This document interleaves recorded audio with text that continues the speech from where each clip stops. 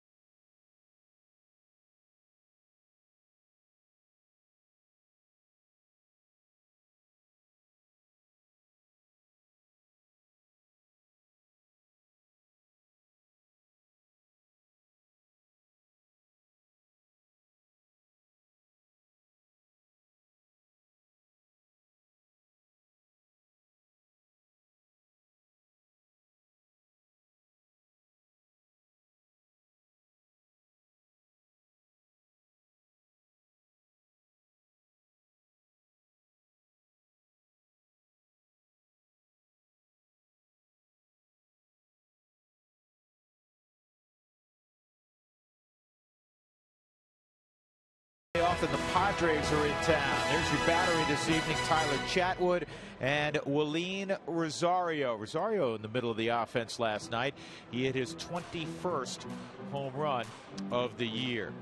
Well, the Dodgers have made all the headlines the last 72 hours, and the principal in all the movements of players and salaries, the first baseman formerly of Boston, formerly of the San Diego Padres, Adrian Gonzalez. For more on his story, we go downstairs to Jenny Cavnar. Jenny?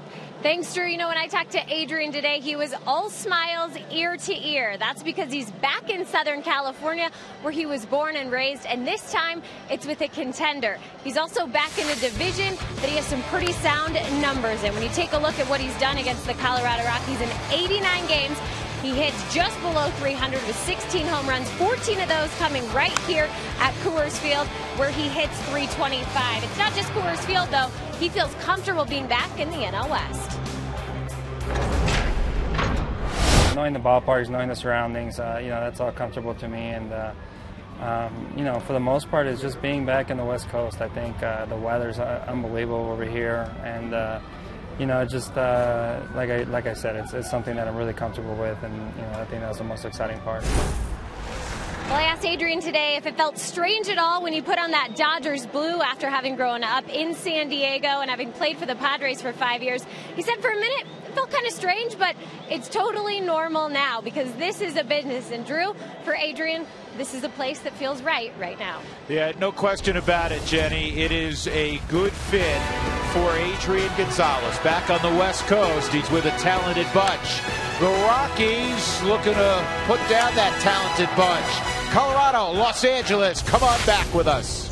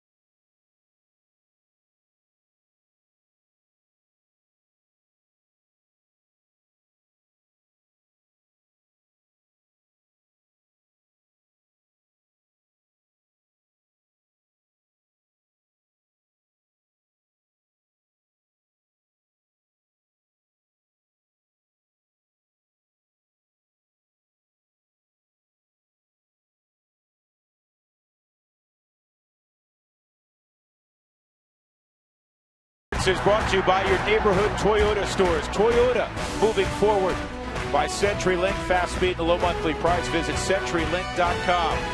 And by Southwest Airlines. Find our fares online only at Southwest.com.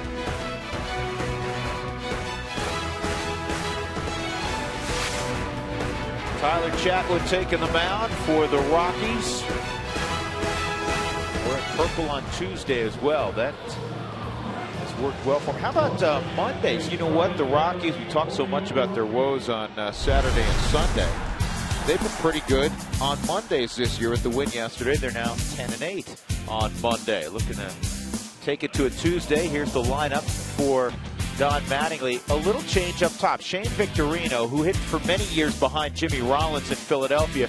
Tonight, he flip-flops with Mark Ellis. Then you have Kemp and Gonzalez, Ramirez, Ethier. Adam Kennedy's in there at third tonight. A.J. Ellis will bat eighth. And you see the left-hander on the mound is Chris Capuano. So here we go. Tyler Chatwood, who's been really pretty good as a starting pitcher because he's got a lot of movement on a heavy fastball. Well, and he just likes to pitch better as a starter. The preparation in between starts, how he gets loose, what he does. He made the club as a reliever coming out of spring training, but said, hey, I prefer to start. His sixth start of the season, 3-3, 498. As a starter, 2-2 with a 338 compared to as a reliever where it's 762. And since the All-Star break, same, 2-2 with the 338.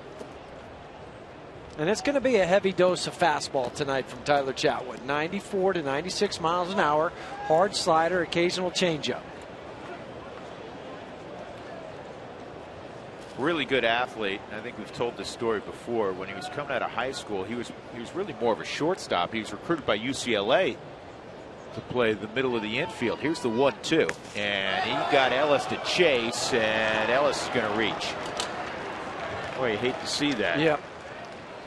Get an out, especially that first one. It just gives you bounce in your step, doesn't it? Out well, there it makes in the you field, feel, you get that first out. All right, here we go. Here Two we go. outs, One get out. into the dugout. Like yesterday, you got the first guy out, and then you have this where you get a swing from the other batter's box from Ellis, and it worked underneath the glove of Wallin Rosario. He slid over, but he didn't put his glove all the way down onto the ground, and it shot off the end of it and went past him, allowing Ellis to get to first base. They have not ruled it yet, whether it's a pass ball or a wild pitch. Victorino at the plate, and they are scoring it now a wild pitch. So you score that, as we did, a strikeout for Tyler Chatwood, a wild pitch allowing Mark Ellis to reach. 0-1 on Shane Victorino. He's tardy on a 95-mile-an-hour fastball. It's 0-2. Victorino hitting .350 against the Rockies this year. He's played against them with the Dodgers. He's played against them as a Philadelphia Philly. Well, Don Mattingly was asked today why he flip-flopped these two guys, and it was more for Shane Victorino's benefit. Take a look at Tyler Chatwood and what he throws. He fastball 61.5% of the time. Curveball, and that curveball is straight over the top. It's a 12-6 variety.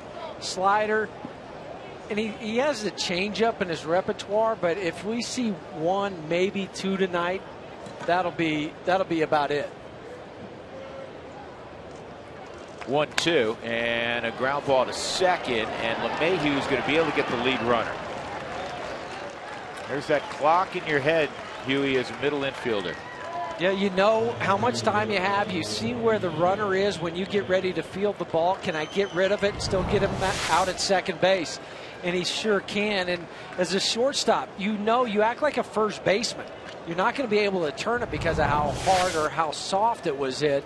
So Josh Rutledge, catch it, get up, get out of the way. Good to see Josh back on the field. He's been a role player of late, and a heck of a role player. He seemingly comes up every night and gets a pinch hit that drives in a run or hits a bomb off the bench. But he's back in a starting role. The quad is much better. It's quieted down.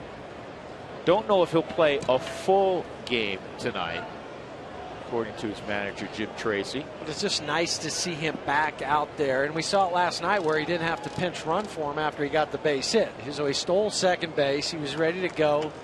And the quad's feeling better. Matt Kemp at the plate with a 1-0 count. Matt had a scary moment last night. Ran into the wall in right center field when the Rockies were throwing out hit after hit in that 7-run 8th inning. And well, remember, he hurt his wrist, but stayed in the game. Yeah, and that's a good thing, because remember, Matt Kemp, until he hurt his hamstring, he had the longest active streak of players going without coming out of a game. 399 right. straight. And for him to be able to play today after hitting the wall, it just shows you how tough Matt Kemp is. 2-0. Victorino has 30 stolen bases on the season. The fourth time in his career he's stolen 30 bags. guys with more in the National League. His former teammate Juan Pierre has 32. Michael Bourne of the Braves, who the Rockies will see soon, has 37. And it's 3-0. Well, this is where a young pitcher has to trust his stuff, Huey, in that you can't just look at the names coming up, Kemp and Gonzalez, and say, man, I got to be so fine. Next thing you know, you fall behind 3-0. And that's where that strikeout wild pitch without getting the first guy hurt. Runner going, and the throw to second is not going to get Victorino. 31st stolen base. When was the last time you saw a guy go on a 3-0 pitch? I can't recall. Very few guys. I can't think of one who did it this year.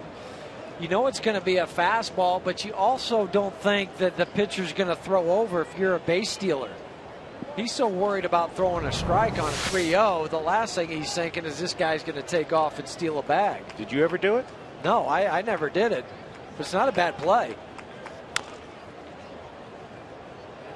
Off speed, fouled off 3-2.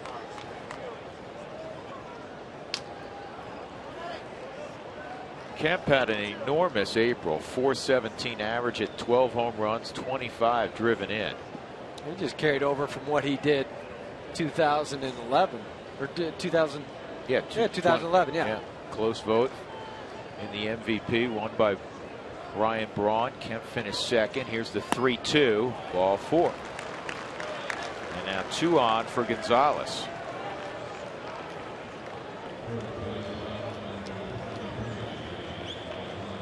Now the Rockies had their biggest shutout win yesterday ever against the Dodgers, 10-0. Defensively, Charlie Blackmon is in left field, Colvin in center, Andrew Brown is in right, Nelson Rutledge, LeMahieu, Pacheco, Rosario. Carlos Gonzalez, who's been scuffling at the plate, being given a night off against a tough lefty, and Chris Capuano. He'll be back in there tomorrow against Joe Blanton. He has real good numbers career-wise against Blanton. Gonzalez yesterday was held hitless. Adrian was 0 for 3 in a walk. He has faced Chatwood before.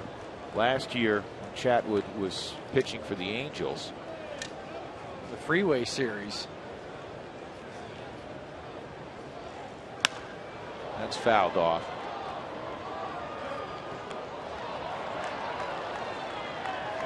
Of course, those two teams play each other every year, the Dodgers and the Angels. Right. Chatwood faced Gonzalez when he was with Boston.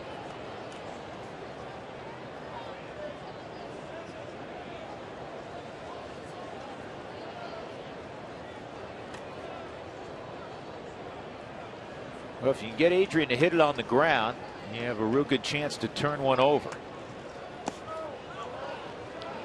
But the thing you can't do in this situation with Gonzalez is you can't pull the shift on him, where you have DJ LeMahieu pulled over more into the hole by the first baseman and move Rutledge on the other side of second base. This leaves that whole area right there for Adrian Gonzalez to hit it through. Big pitch here, 2-1. And a soft liner, they're going to turn 2 on. That'll work too. Victorino got caught way too far off the bag on that soft line drive. LeMahieu flips to Rutledge, and the Rockies get off the field.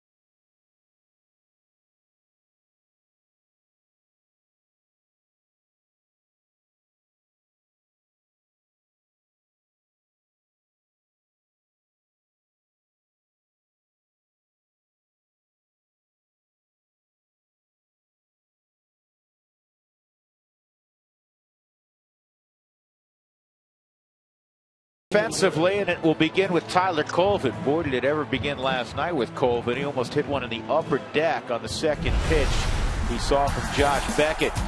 Southwest batting order for Jim Tracy will have Josh Rutledge. Again, back in that starting lineup, a .344 clip. He'll bat second. Then George Pacheco will hit where Cargo normally hits. Willeen Rosario is 21st last night. Chris Nelson, as Huey talked about, swinging the bat very well. Andrew Brown, DJ LeMahieu at a .295 clip. Charlie Blackmon and Tyler Chatwood to face 34-year-old Duke graduate Chris Capuano. And former All-Star in 2006 with Milwaukee. 5-7 and 13 career starts against Colorado. Prior to the All-Star break, he was 9-4 with a .291, but since 2-5 with the .438. Guys are hitting .264 against Capuano. Fastball, slider, cut, changeup, and curveball. On the inside corner for a strike. Last night, Colvin just launched this baseball. Just beneath the signage on the facade of that upper deck. This is a rollover ground ball. Easy play at second for Mark Ellis. Josh Rutledge will come up. Los Angeles defensively will have Shane Victorino, Matt Kemp, and Andre Ethier in the outfield. Adam Kennedy, longtime second baseman, now playing a little bit more at third when he gets an opportunity. Hanley Ramirez and Mark Ellis up the middle. Adrian Gonzalez has a great glove at first. And a steady catcher in A.J. Ellis. So here's Josh Rutledge. And he takes ball one. Jeff was mentioning the batting average against for Capuano.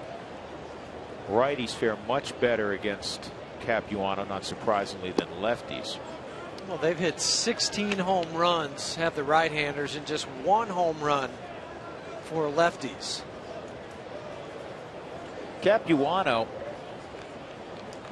was having a good year.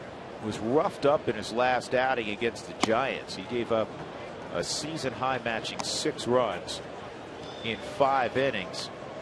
And he said it, as only a Duke graduate, I suppose, would describe it. He said it was like an alpha and omega outing. And what he meant was, as this ball is clicked to deep center field, Matt Kemp going back, still going back. Oh, man. He ran full speed into the wall. Rutledge, who's hurting, will stop at third. When I say he's hurting, he's fine, but he has that sore quad. And Matt Kemp, for the second night in a row, has collided with the center field wall. He never broke stride. That was scary. And where he ran into the wall, it wasn't fully padded. It's padding on the bottom, but up top it has the mesh. This is the second night in a row Don Mattingly has had to run out to the warning track in center field to check on his prize center fielder, Matt Kemp. And I mean, that was as frightening as you will see. And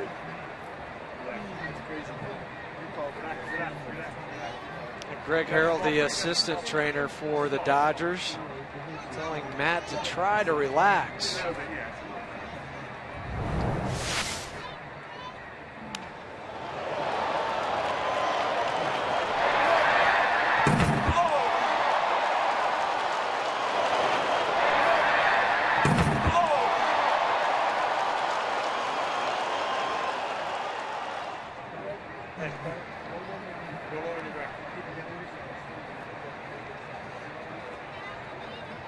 He didn't slow down at all. He didn't slow down at all, and it's unclear right now if it's, you know, head related, shoulder, arm.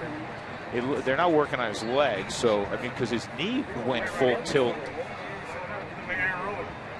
Yeah, you know, I was thinking that, and you just heard him mention. Remember when Aaron Rowan ran full speed many years ago in Philadelphia into the wall and broke his nose?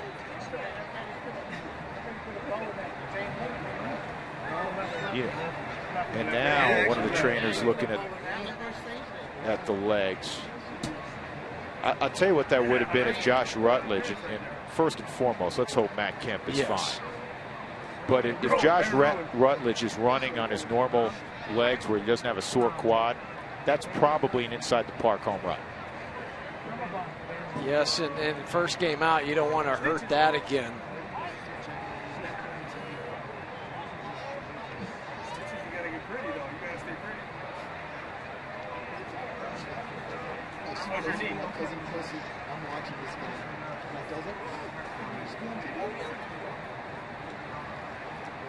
Yeah, Huey, I know you obviously primarily played the middle of the infield in your big league career, but you did run out there a little bit in center field. And when you hit that warning track, the bells do go off. That, okay, man, the wall is coming up on me. Yeah, and you only have, if you're going full speed like Matt Kemp, you only have 2.5 strides before you know that's what you're going to run into. Wow, looks like he's going to get up, man. That's super. He's got a smile. That is good to see. That was downright frightening. You talk about courageous. Last night he ran into the wall full speed. You think, okay, next night, listen, I'm all about winning, but there's got to be some degree of self-preservation. He never broke stride. But I just think it shows you for Matt Kemp, he only had. Remember 2 years ago, people were saying, "Oh, Matt Kemp doesn't play hard all the time." Well, I think that was answered in the last 2 nights. Because I mean, watch this: 1-2 stride, boom.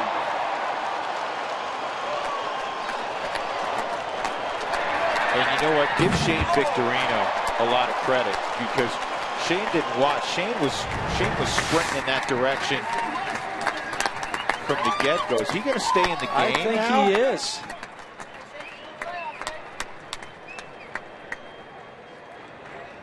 All right, I'm good to go. Shows you how tough he is.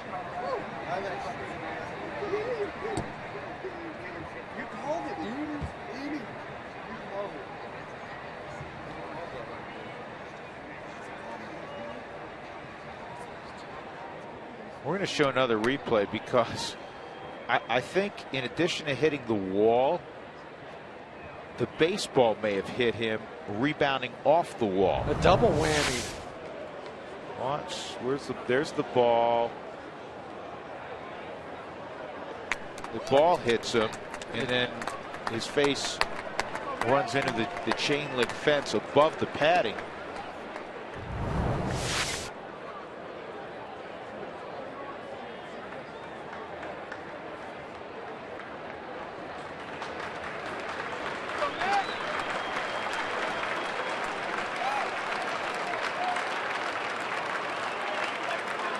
When he first hit that wall, I thought he knocked himself out cold.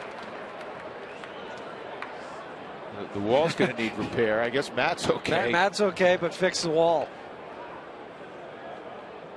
Yeah, you know, all the stuff that went on with Larry Bow and Bob Schaefer, 2 coaches that are no longer with the Dodgers. And Matt evidently, you know, like a lot of young kids, had some growing up to do. But it was always a little curious to question when people did mention desire or whatever, because he never missed a game. No. Never missed an at-bat. Right, he never begged out of the lineup. Never said, it's Sunday, I've had a Saturday night game, I'm not playing today. Got a 1 for 15 going. Put my name down. And that, running into the wall, getting up, doing everything that just happened there, that wins over the hearts of your teammates. Yeah, you know what? I'll have to watch him when he comes back in, because there's some adrenaline going right now. Just that look, the shot we had of him holding his head. You wonder if. Yeah, let's check back in a couple innings. So we resume with Jordan Pacheco at the plate. 1 out. Josh Rutledge, who just tripled at third base. That was the 4th triple for Rutledge in just 132 at bats. Keep saying, what hasn't he done?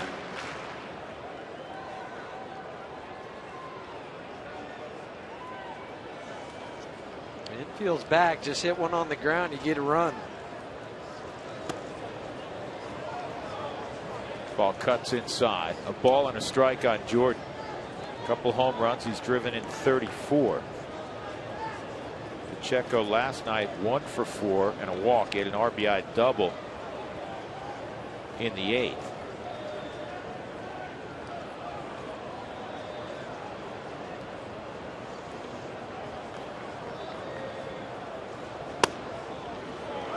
And that is the pitch that Chris wants you to swing at. The 89 to 90 mile an hour cut fastball in on the hands. I mean, it's a ball on the 4th strike zone. If you swing at it, it's going to just explode the bat.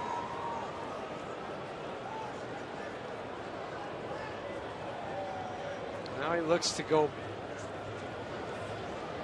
sometimes back inside with the cut fastball. He'll double up on it, or he'll go change up away, because you're thinking as a hitter, I've got to get the barrel out. The change up away is a tough pitch to cover. 2-1. And this is in the air to shallow center. Here comes Kemp, and he lays out, can't make the catch. And heading to second with a double and an RBI is Jordan Pacheco. Wouldn't you know it, the very next play, Kemp finds himself in a dead sprint the other direction, and there had to be concern he's going to run into Ethier or Mark Ellis. And then he dove and he landed hard. But the only difference is he's landing on grass this time instead of metal and padding. But you're right, Drew. It's in no man's land. You couldn't have thrown it out there or hit it out there any better.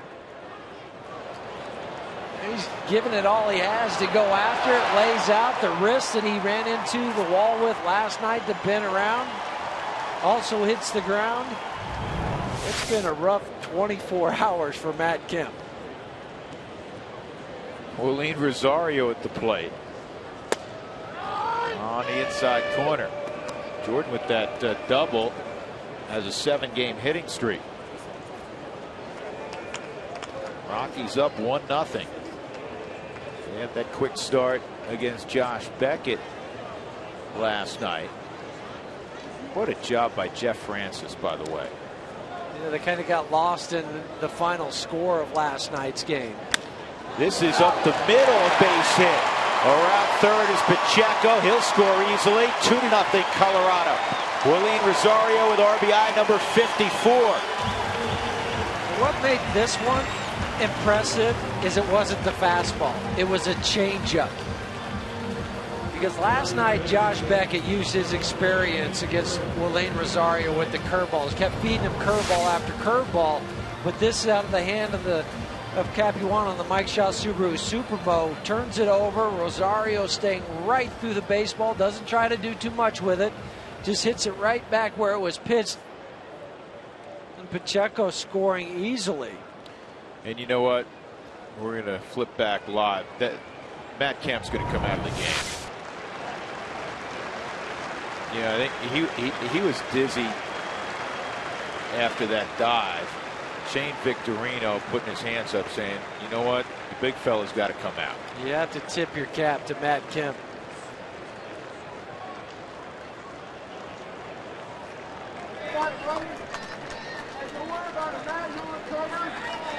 Juan Rivera is going to go in the ball game. He'll go in as a corner outfielder, and Shane Victorino, who's a natural center fielder anyhow, will slide over there.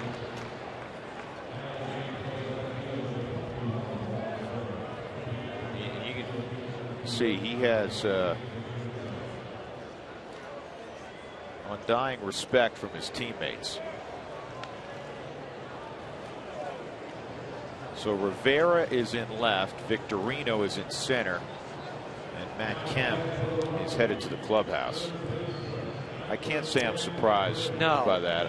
I thought, you know, if it was good, it may happen once he got back to the dugout, But I think your point was well taken. The adrenaline rush that you get after you've done something, you run into the wall, you still feel okay. You don't feel it right then.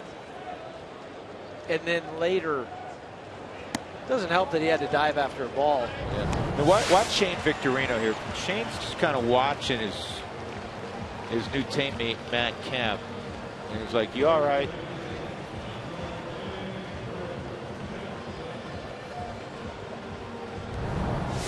But it's also, you need that every once in a while from the teammate to come to you and say, you know what, buddy, it's okay. It's okay. You just ran into the wall. You just dove. Come on. Let's take it to the clubhouse.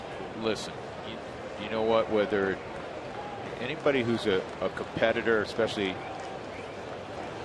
at this level, nobody says, you know what, I'm good. I'm coming out of the game. Yeah, no. But when Shane was saying, trainers, come on out, help Matt off the field, just gave Matt that okay that, you know what, I need to go get checked out by a doctor. Chris Nelson at the plate. 2 balls and a strike. Rosario at first. This is where Jim Tracy's been very creative the last few weeks. Rockies have been in every game virtually of late, playing with a lot more leads. Tracy's put on a lot of different plays, a lot of hit and run. They hit and ran last night with Matt Belisle. Nothing on here. They do it with the pitcher. They also did it with Jordan Pacheco. We've seen more hit and runs in the last 2 or 3 weeks than we've seen in the past couple years.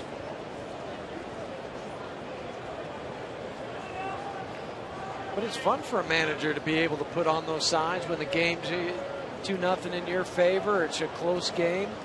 Open holes up. And Rosario on a dirt ball is going to move up. 3-2 on Nelson. Wild pitch on Chris Capuano. He's got the alpha omega thing going again tonight. He gave up 3 in the first, 3 in the sixth, and his last outing against San Francisco was terrific in the middle portion. And he's already given up 2 here. And as a base runner, when you see the catcher drop to his knee or knees, that's your indication that I can take a bigger secondary lead. It scoots away. You go into second. Adam Kennedy nearly threw that away. 2 outs. It'll bring up Andrew Brown, who wants tacos. Hope he got them today. When the Rockies score 7 or more during any ball game, go to participating Colorado Taco Bell locations the next day between 4 and 6 to get your Rockies taco special.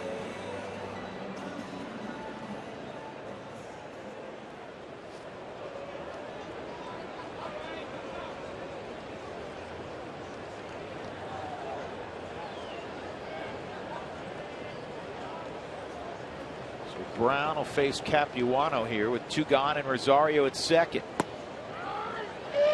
Off speed pitch in there for a strike. Well, we know who's umping behind home plate. Yeah, Jim Joyce will let you know. Yeah. No question with Jimmy. Well, if it goes like 17 innings, his voice is gone. No, he keeps it.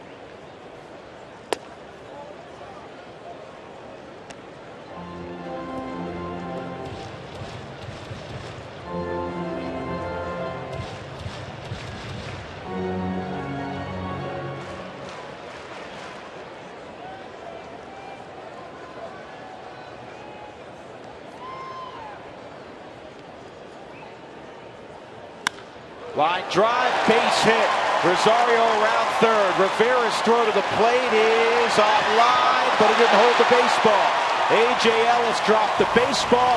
Rockies have a 3-0 lead. Andrew Brown on the throw to second.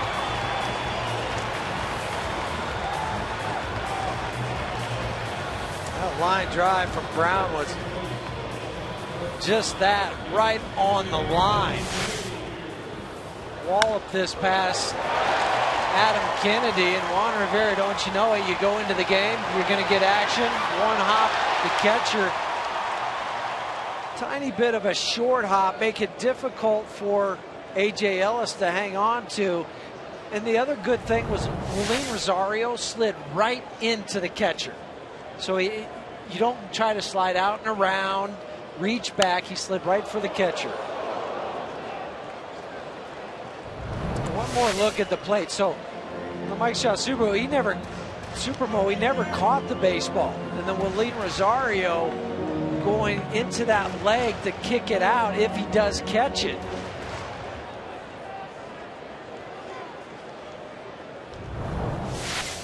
Good aggressive slide.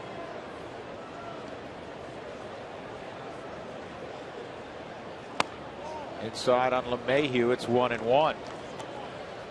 Because of the good base running by the Rockies, Andrew Brown moved up, Rosario moved up on the dirt ball.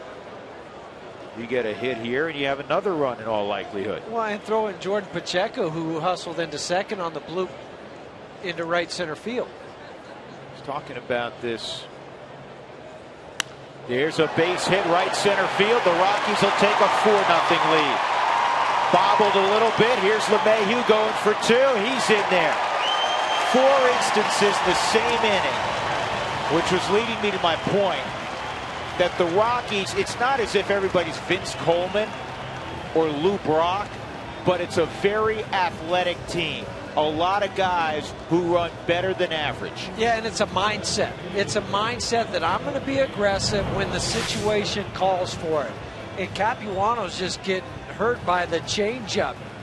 Willeen Rosario gets a base hit off the changeup. DJ LeMahieu with a double to right center field. Even though Victorino bobbles this, DJ was going the whole way. With 2 outs, you're up by 4 runs. You keep going. Another RBI. DJ last night, 2 RBIs, a couple knocks. Tonight, lead off with another double, another RBI.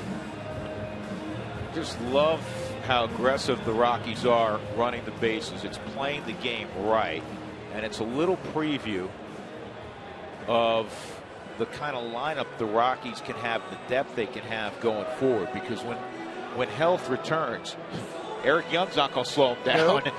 Troy Tulowitzki's not going to slow him down. Dexter Fowler's not going to slow him down. And that puts pressure on opposing managers and their bench and their defense. And that kid, stocky, strong catcher, as we've said numerous times this year, he runs pretty well. Here's Charlie Blackmon, and Blackmon hits it on the ground to third. Kennedy, safe. Oh, man. I'll tell you what, Kennedy kind of casually fired that across. I don't think he did his homework on Charlie Blackmon. Called out at first by Lance Barrett, and that was bang, bang.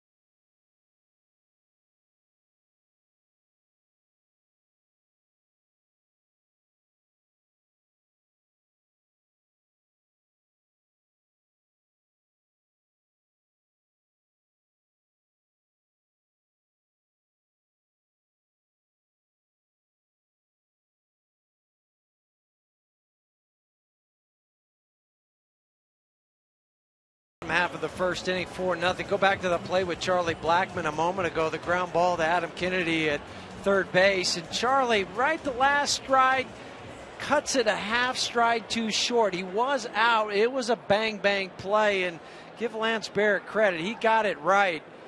But the footwork was off for Charlie, where he couldn't stride long enough. And if you try to jump to the bag, that's when you get the ankle injuries. So the Rockies Send 8 to the plate, get 4 runs on 5 hits. Hanley Ramirez takes strike 1 from Tyler Chatwood. So in 10 innings of baseball, the Rockies have outscored the new look Dodgers 14-0. Ground ball on 2 hops to LeMahieu, and Hanley Ramirez is retired. Don Mattingly quoted throughout Southern California after the game last night as saying, hey, you know, this is, and I'm paraphrasing, you know, it's great, our new lineup and everything, but you still have to go out and play the game. You don't just write names down and therefore you win. That was his basic message. Yeah, and that's what, you know, everybody was ready to just crown the Dodgers, and there's not to say that they might, you know, win the division still, but the game is not played on paper. You have to go out there and execute. And yeah, they had a wonderful first game. They went out and won, but they've lost the last couple. Andre Ethier takes ball 1. The Dodgers have lost 5 of 7 overall.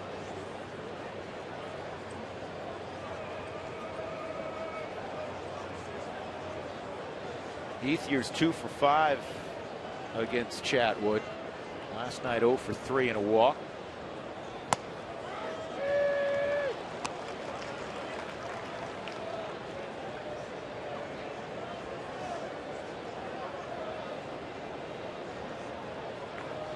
Sixth start now for Tyler Chatwood.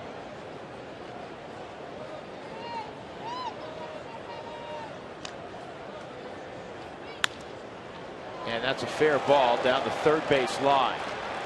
Long run for Blackman. Ethier will have a double. First hit for Los Angeles. And that'll bring up the veteran Adam Kennedy. Andre Ethier leads the Dodgers in extra base hits. That's his 47th extra base hit. He just kept it inside the bag at third. Chris was shaded over into the 5-6 hole between short and third base. You do that every time against a guy like Ethier and a left-handed pull guy. So Adam Kennedy, who first came up with the Cardinals in 1999, a number of years with the Angels, throws out a single to center field. Ethier's going to get a stop sign. Hove into the baseball quickly, and it's first and third.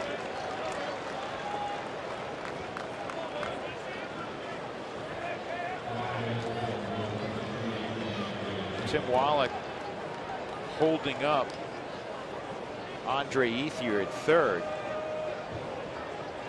This gives the Rockies, aids them in having an opportunity to get to the dugout without giving up a run. You have A.J. Ellis at the plate. You have a double play possibility, and if you were to get Ellis without the run scoring, you have the pitcher on deck. Yeah, and maybe if it was just a 2-0 game early, that Wallach would have sent Andre Ethier. But down by 4, to have that lead guy thrown out at the plate, not what he was looking for, but you're right, it sets up the double play. And A.J. Ellis this year has grounded into 13 of them. 1-1 on A.J. Ellis.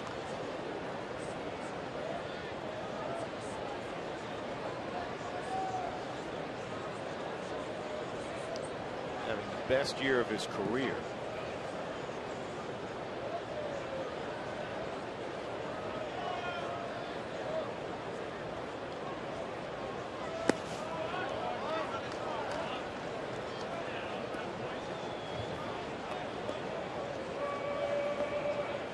Looking for? Not sure. He's looking intently, though. He's on control.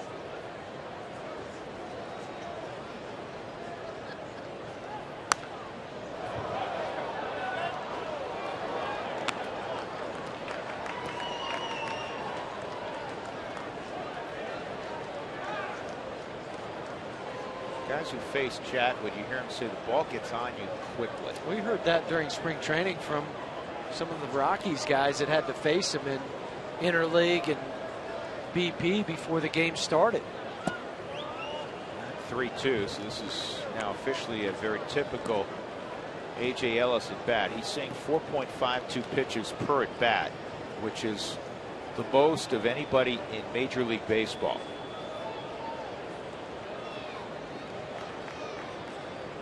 Kennedy at first, Ethier at third. 4-0 Colorado, top of 2. And this will get a run home. Colvin in center field. Ethier scores the first Dodger run of the series, and it's 4-1. A.J. Ellis on the sac fly has his 37th RBI.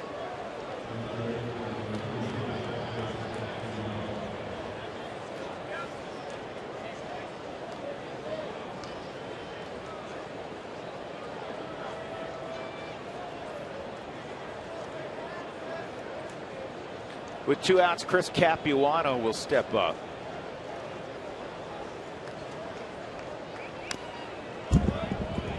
Not a bad hack for a guy hitting 093. There's his 4 hits on the season for Chris. Got his Curtis Granderson stance going.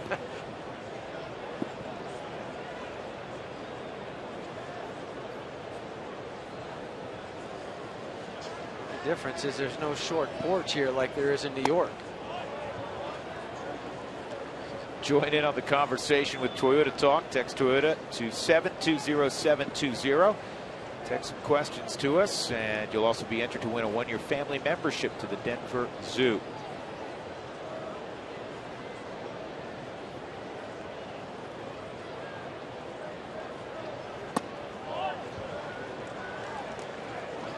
A smart move from Rosario.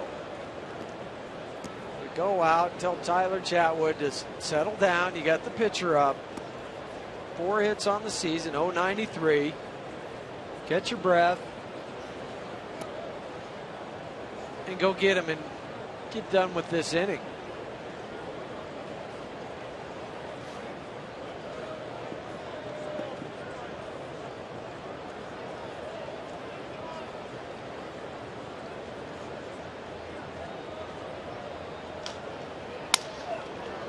That didn't feel too good, I'm sure, to Capuano. He's running hard.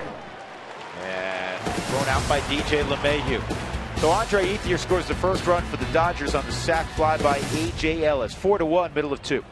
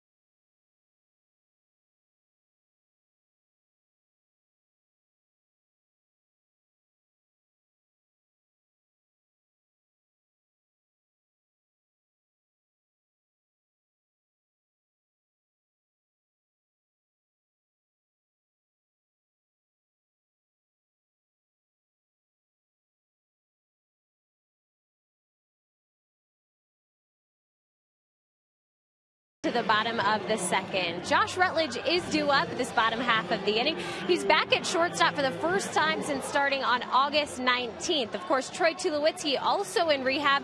The hope is to get Josh Rutledge over at second when he comes back. Tulo is going to AAA to continue his rehab stint tomorrow with Jason Giambi, but in the meantime, he's keeping his eye on the young Rutledge.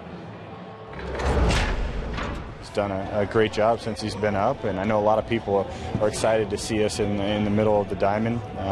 Very quiet kid, and someone that plays the game the right way, and someone I'm looking forward to playing with. He's never got a chance to experience, what it's like to play with me over at short, and I think, it'll make for a good combo, but time will tell. And Tulo mentioned to me he's really looking forward to some consistency. He hopes that what the Rutledge-Tulo combo up the middle will bring. Since the beginning of the 2011 season, Tulo's had to play with just about 8 different second basemen. And of course, that's since he's been on the disabled list. So when you look at that number, guys, he's ready to find his partner and keep it going. Well, it's exciting. I mean, Jenny, it's exciting for anybody who's a Rockies fan. Heck, if you're a baseball fan and you've been following from afar what Josh Rutledge has done as Chatwood hits a fly ball to Victorino in center, you're talking about the middle of an infield that if everybody stays healthy, the natural progression from what we've seen in Rutledge. You're talking about 50 home runs perhaps in the middle of your diamond. Yeah, and guys who hit for average. Right. Troy's a proven commodity. And this kid, listen, a month does not make a career. We understand that, but he can play. But it kind of reminds you of what the Phillies had a few years back with Jimmy Rollins and Chase Utley before they got hurt, where they had guys that could hit 300 but hit a lot of home runs, drive in a lot of runs.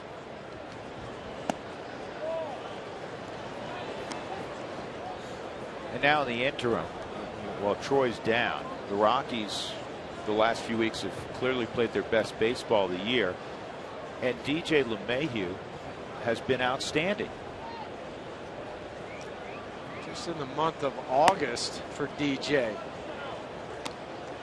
Prior to that base hit he was hitting 338, so that's going to be over 340 now for the month.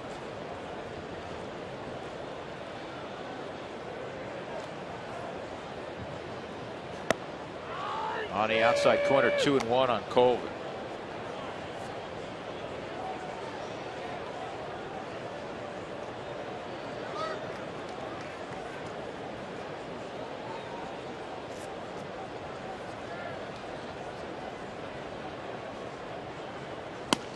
That's a strike as well.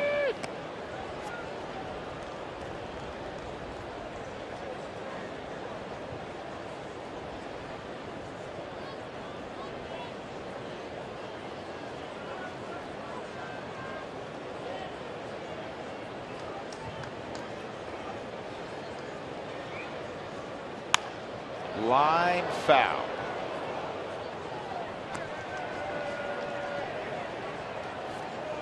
Throwing 3 fastballs in a row. Guarantee you Tyler was looking for a slider.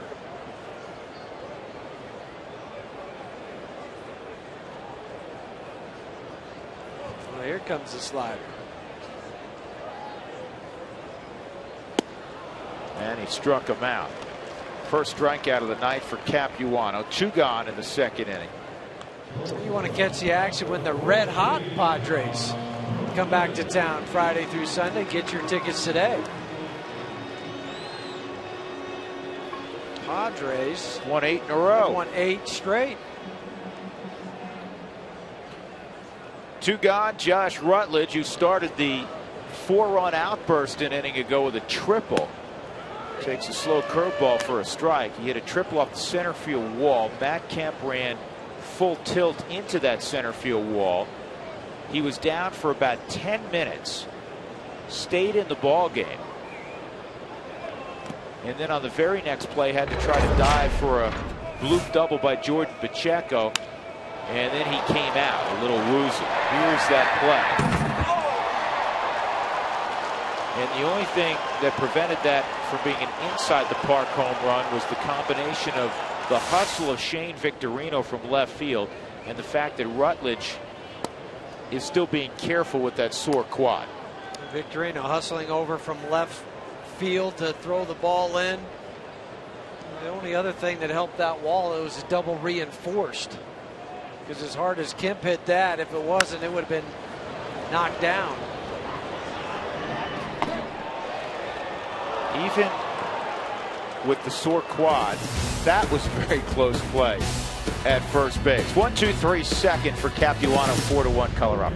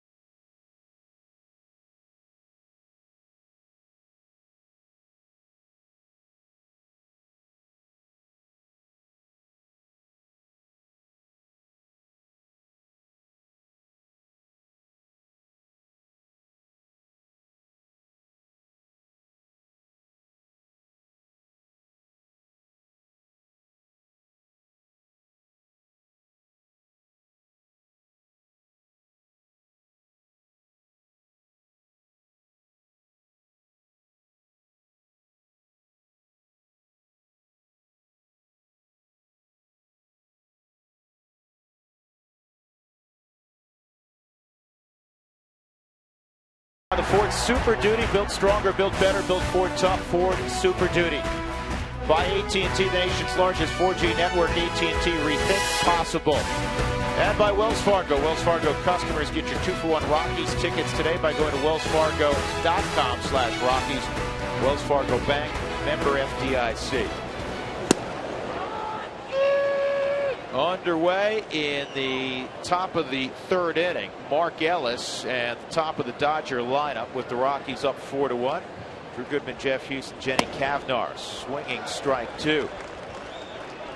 Mark Ellis struck out his first time up, but reached on a wild pitch. He struck out on a breaking ball away, and it got through the wickets of Rosario to the backstop.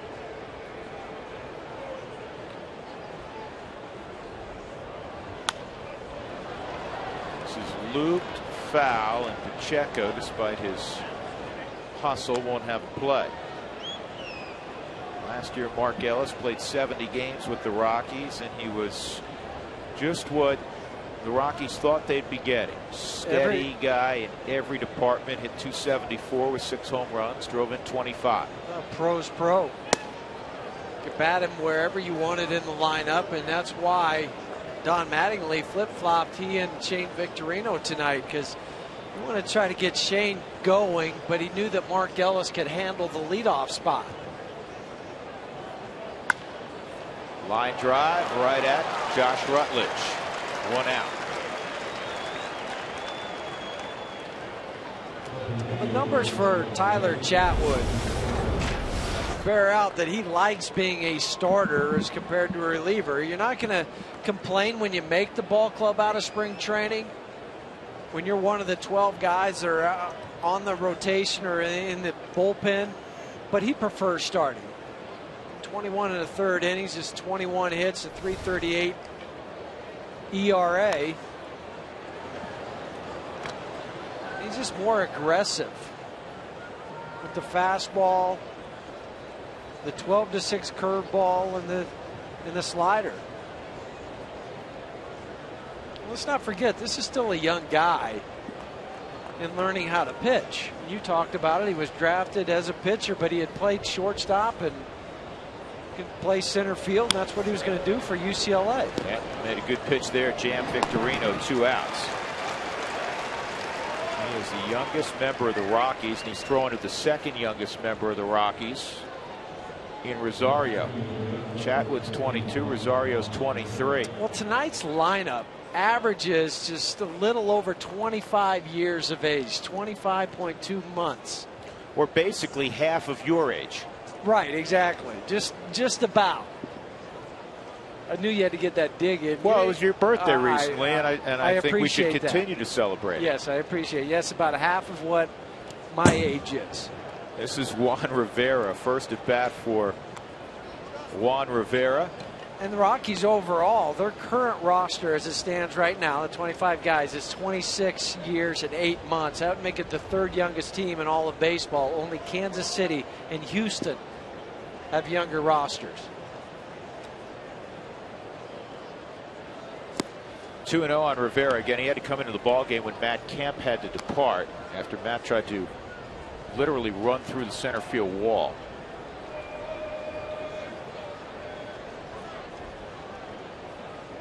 And there's the evidence of his attempt.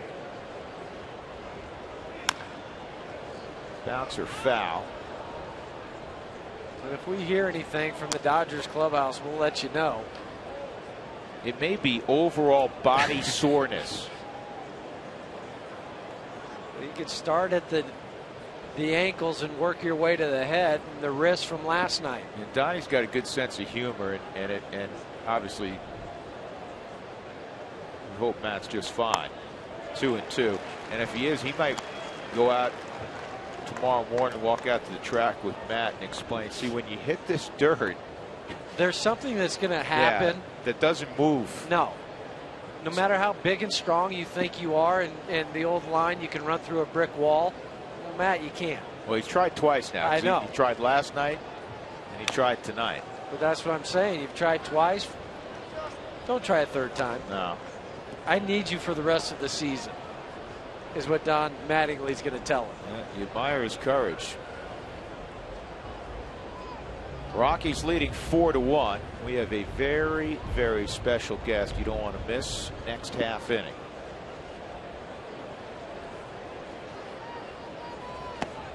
Good pitch. 1-2-3 3rd inning for Chatwood. He's cruising along, and the Rockies with a 3-run advantage on the Dodgers. We'll come back with that special guest next.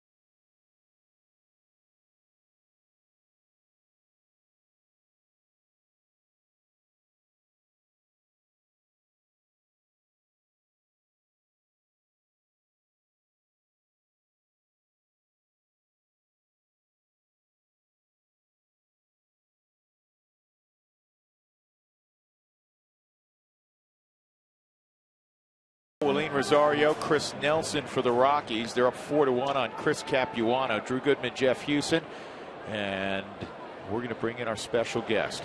For Rockies fans, this gentleman doesn't need an introduction. Former catcher Ben Petrick. Ben, how you doing? Doing good. Happy to be here. Thanks for having me. You betcha. We ran into each other a spring training ago, not 2012, 2011, in the weight room of the team hotel. Yeah. You look super, and I was kidding you a moment ago. You've been in there pumping iron again. Trying to stay fit, trying to stay strong. Yeah. Good you deal. have a new addition to the family too. Yeah, 7-month-old Madison. She's healthy and strong and doing good too. This ball's hit a ton to deep left field. Pacheco has been robbed, or no? Well, it's out. No, he caught it. Jeez. That's not right. He was playing it off like it went over the fence. Well, it did go over the fence, but he also took a home run. I know what you mean. They're going to wear Jordan out, especially if this ends in a victory.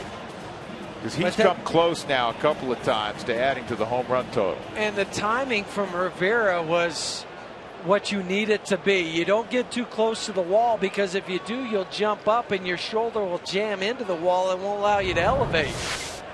He reached over and robbed Pacheco of a home run. Well, not this time. He's not going to get this one. Willeen Rosario says, jump all you like. Number 22 for the baby bull. He's got the kind of pop you have. Oh, shoot. That's a lot more pop than me. Oh, 5-1 Colorado.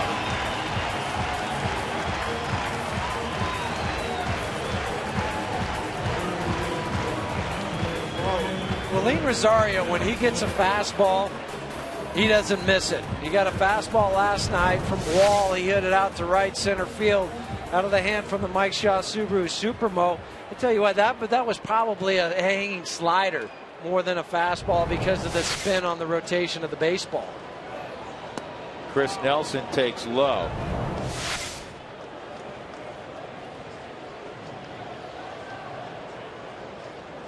Well, we were he's just 3 home runs away from tying Todd's. This ball's a line shot to center field. Nelson is out. Well, you know what? Ben Petrick's our guest, and Ben remains very close with number 17, and has the rookie record back in '98. He had 25 home runs. This kid, I know you follow the Rockies from your home up in Oregon. This kid has stupid pop. Yeah. I mean, he is strong. Well, 22 jacks. That's doing it. That is doing it. He took over the club lead from Carlos Gonzalez, who has 21 in about 160 more at bats. Cargo getting the night off. 2 outs, and Andrew Brown is at the plate. When you know how difficult it is to come up as a catcher, how to first learn about the pitching staff and worry about your defense, and then throw in some offense. There's so much to think about. It's mind-boggling when I think about what I went through trying to adjust the big leagues, and I mean, everything that goes on, from lifestyle to just facing what pitcher you face of the day, and what who you're catching, the game plan, and all the stuff that goes into catching. And I don't think people understand that are watching at home, the pressure that is on a young catcher. Yeah, I mean, it's a difficult task. I mean, for him to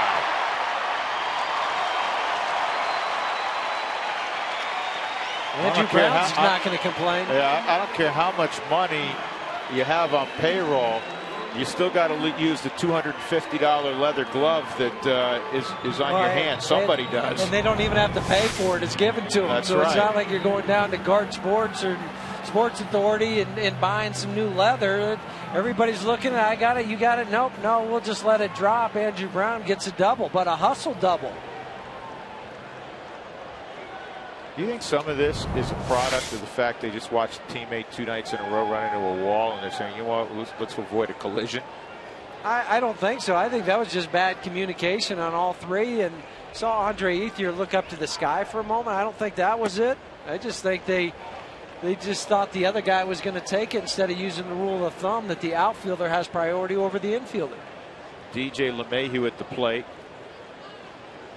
5-1 Colorado. Andrew Brown will take the pop double. Ben, you're in town to speak at a Parkinson's Foundation fundraiser? Yeah, the Parkinson's Association of the Rockies is putting on a luncheon tomorrow, and they invited me to come speak at it, so I'm happy to do that and help spread awareness and more funding for Parkinson's and people that are suffering from the disease. So good for you. Yeah. Here's the 2-0 on LeMahieu, and that's fouled off. You do a fair amount of this, do you not? I have this past year, mainly because I had the deep brain stimulation surgery, which just helped me out tremendously. I mean, a couple years ago I was struggling pretty bad, just sitting in the chair.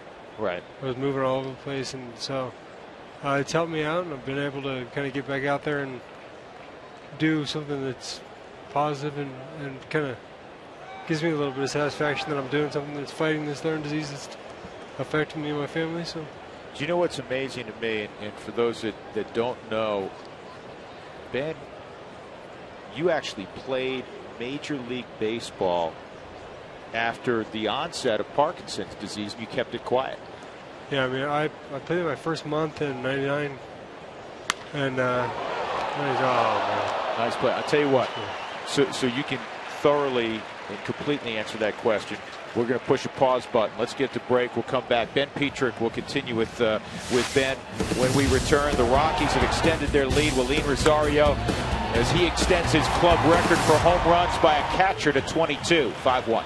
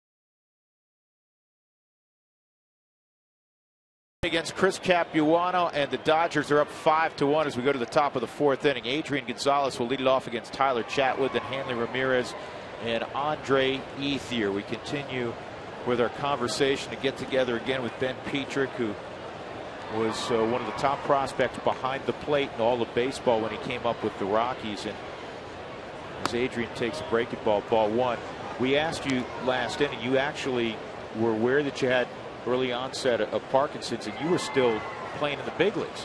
Yeah, my first month in the big leagues was September '99. I was diagnosed the May of 2000. So my symptoms started in the Arizona Fall League, which was in November, 2 months after my first call-up. So I had a good first call-up, and then that was 19 games. The rest of my career was with Parkinson's. And what was the first symptoms that you noticed? I was typing in my computer, and my left hand wasn't keeping up very well. I was like, man, that's weird. I mean, that doesn't happen. I mean, it's just, I was a professional athlete with some skills. I could use my hands pretty good. I could catch, you know.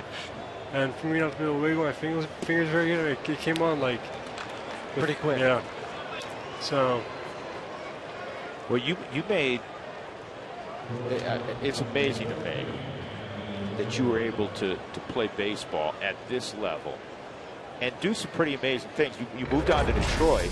We have some highlights. I don't know exactly where these highlights. This is when you were behind the plate. Do you ever think back and play the the game in your mind? And I know you've embraced Parkinson's and the research of it, and now you're a family guy, and you have 2 small children, and you're doing all the right things. But do you allow yourself sometimes to go to the baseball part of it and say, what if? I mean, I think it's only natural to have those thoughts that. I mean, you're right. I don't dwell on it, but I mean, there's a part of me that wants to wishes I could see what would happen. Sure. But I mean, I really can't dwell on it because you can't change the past and what's happened to you. So I try to just focus on the positive things in my life, you know, to stay more upbeat. And I mean, if I think about the negative aspect of Parkinson's and what it can do to me and what it does to many people out there, so it wouldn't be very productive for me. So well, you've been busy, and I know you stay busy, and you've gotten after life as you did with an athlete, and you're fighting this and learning about it as you did as an athlete. You've written a book. Tell us about the book that you penned. Yeah, I just came out with a book called 40,001. It's just a collection of stories of my life. It's been a really fun project, and I can't believe that I actually wrote a book. I had help in writing the book, but it was fun. I mean, it's been really cool. It got a lot of good feedback, and I mean, you can check it out on benpetrie.com, my website. Okay. As well as Amazon.com. So it's been really neat experience. How'd you come up with the name 40,001? Well, I figured 40,000. I played in front of roughly 40,000 people at Coors Field back in the day, and then that was my audience, and then I went from that to my audience of 1, my daughter, and I was like a stay-at-home dad, so my audience of 40,000 to my audience of 1. That's neat. It's really neat the way you tied the two together. Yeah, I mean, my daughter, is the best thing that ever happened to me, and baseball is a really good part of my life, but it's a far cry from what my daughter does to me. Sure. Bases loaded right now for Adam Kennedy, who singled his first time up. Nobody out. Dodgers trying to claw their way back into this thing, and that's in there for a strike.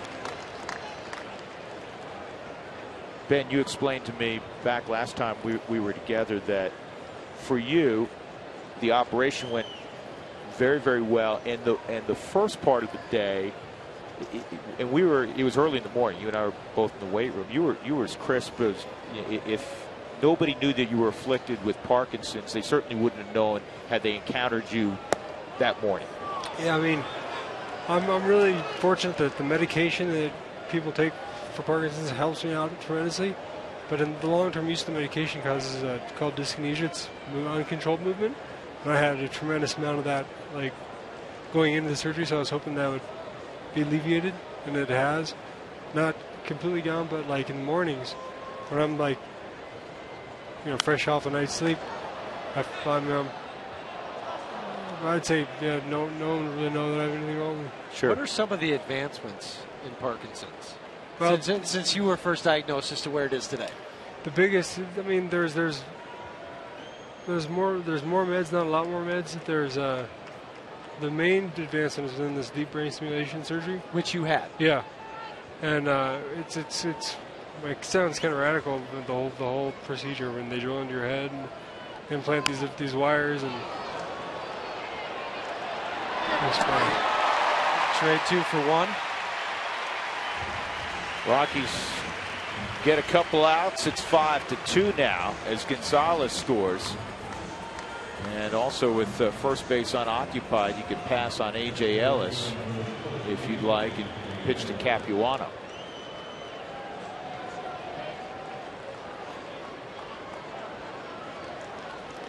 Let's see if that's what Jim is going to do. And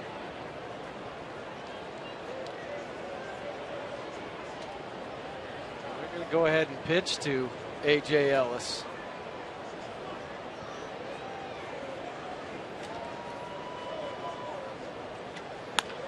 That's fouled off. They did this in the game last night, did they not? I'm trying to remember. No, I think it was in one of the games in Chicago. Was it in Chicago?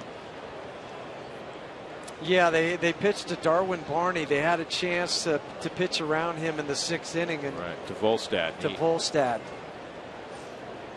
And he threw out a base hit and an RBI. Yep. Well, there are a lot of prominent people that have been afflicted with Parkinson's. Probably the most notable is Michael J. Fox, somebody that you've gotten to know through the years. Yeah, I mean, he's been a tremendous advocate on behalf of all of us with Parkinson's, and kind of a role model for myself. I mean, we have similar stories in that, you know, we're so young when we got diagnosed, and we had a pretty significant career. We were trying to continue to, you know, do what we love, and you know, kind of hit it, and then he came out later. So I've kind of followed in his footsteps unintentionally in the first part, but he's been awesome for me. I talked to him a couple months ago, and he's just very nice and more than willing to share things with me that helps out. Anytime you can talk to another patient, it's a great advantage because you can share medications and what you do to try to feel better and whatnot. So where are you speaking tomorrow? I'm speaking at I believe it's Mile High Station, and 1 o'clock. I'm not quite sure when it starts. The event starts. I think it starts at like 10. I don't know. Don't quote me on that. I don't know that for sure. I just know when I need to be there. like a true ball player. Yeah. Game time 1 o'clock. Game time 1 o'clock. The website is parkinsonsrockies.org. parkinsonsrockies.org. They'll have all the information there for you. If you can get out, I know it will be a rewarding experience. Capuano fouls that pitch off unintentionally. Is it a hereditary thing? Is it a genetic thing? There are some genes they've discovered that are. This is kind of what you were asked earlier. They've discovered recently that are kind of, you have more of a tendency to possibly have the disease if you have this genetic or this gene. So I believe I don't have the gene, so I don't know what the heck happened to me. Right. But so there is a gene, a genetic tendency if you have this gene, but it doesn't necessarily mean you're going to get the disease. Right. Ben, it's great to see you, and good luck with the speech tomorrow. And I'm going to give you a little hint here. Your Oregon Ducks are supposed to be really good again in football. It's Oregon, man. Ben Petrick, Rockies up 3.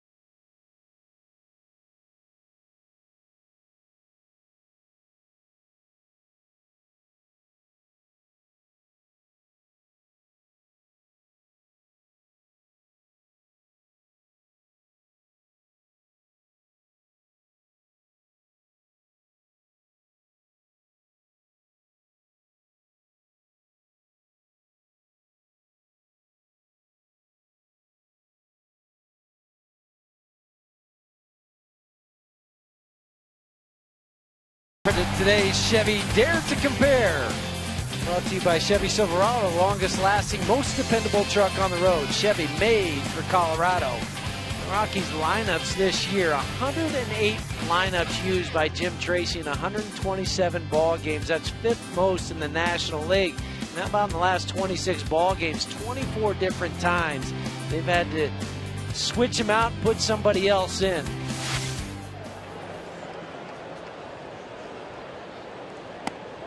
Charlie Blackmon looks at a breaking ball, ball one. You know what? Last inning, that was a nice job by Chatwood. He gives up 1 run in a bases loaded, nobody out situation. It could very easily be, tie ball game now. But that's why that double play off the bat of Adam Kennedy. You'll trade that 1 run for 2 outs, working at the bottom part of the lineup. You end up walking A.J. Ellis and then striking out Capuano. Blackmon. And for the time being, Chatwood's on deck. He's thrown 67 pitches, 4 innings of work. But you have an off day on Thursday. Jeff Francis last night threw 91 pitches. This ball is pretty well hit in center field. Victorino going back. He can't get it. And Blackmon has a double. That's the best swing we've seen in result from Charlie Blackmon since his return to the big leagues. Yeah, there's a lot of that in him. Yeah, he had just been 3 for 34 prior to this at bat. But he stays through this one much better, where he keeps the front side in and keeps his foot closed until he makes contact, and that helps the hips rotate through the swing and allows you to generate the power. And he hit it over the head of Victorino.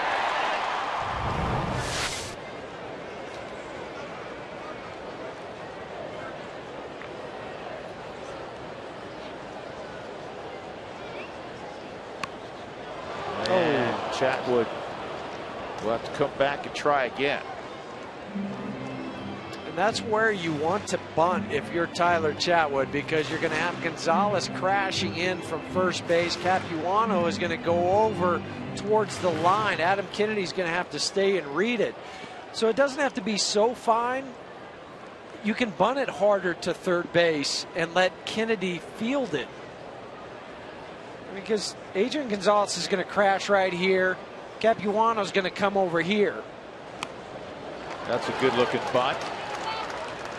And Kennedy throws to Mark Ellis. Chatwood does his job with 1 out. Blackmon at third base. We have not checked our AT&T trivia question as of yet. Since 2007, Adrian Gonzalez has 626 ribbies. It's the 6th most in the game. Name the 5 who have more. You've heard of them. That's the one hint we'll give you. No more.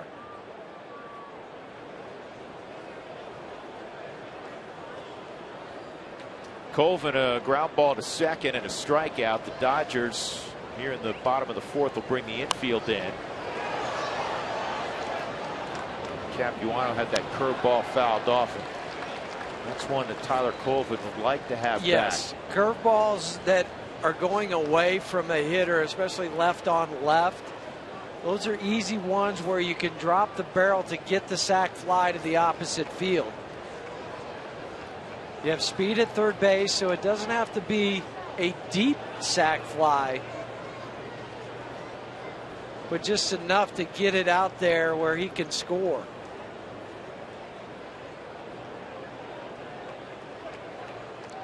Fastball inside.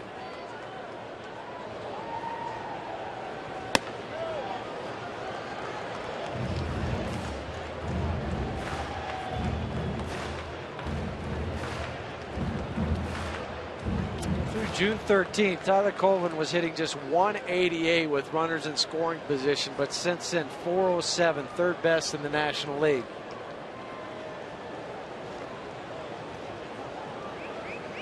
Here's the 1-1, and it's chopped off the glove of Hanley Ramirez into left field. It'll be a base hit, and the Rockies have a 6-2 advantage. Well, you get those when the infield's playing in.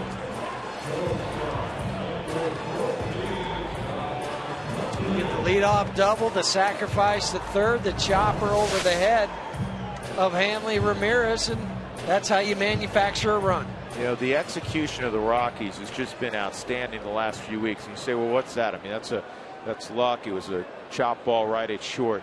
Sure, there's some of that, but it wasn't an empty at bat where there were 3 swings and misses and you had to take the bat back, and now you're relying on the next guy with 2 outs. He got the ball in play against a guy who in his career has allowed lefties to hit just .229 against him. Right, and he does strike out his fair share of guys as well. Yeah, and he had already struck Tyler Colvin out in his last at bat. But in this series for the Rockies, they're 10 for 18 with runners in scoring position. 10 for 18.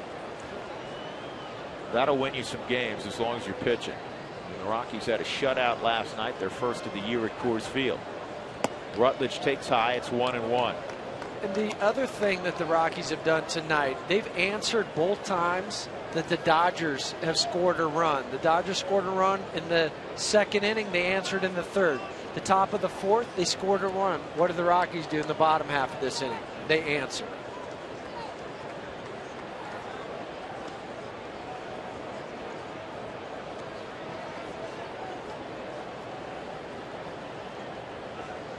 Rutledge with 26 RBIs in 38 ball games.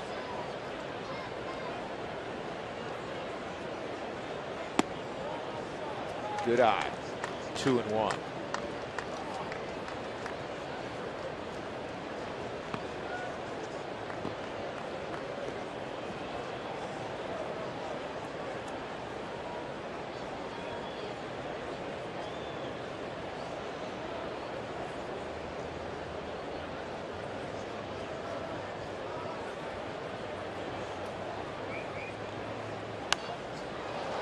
Fouled off out of play.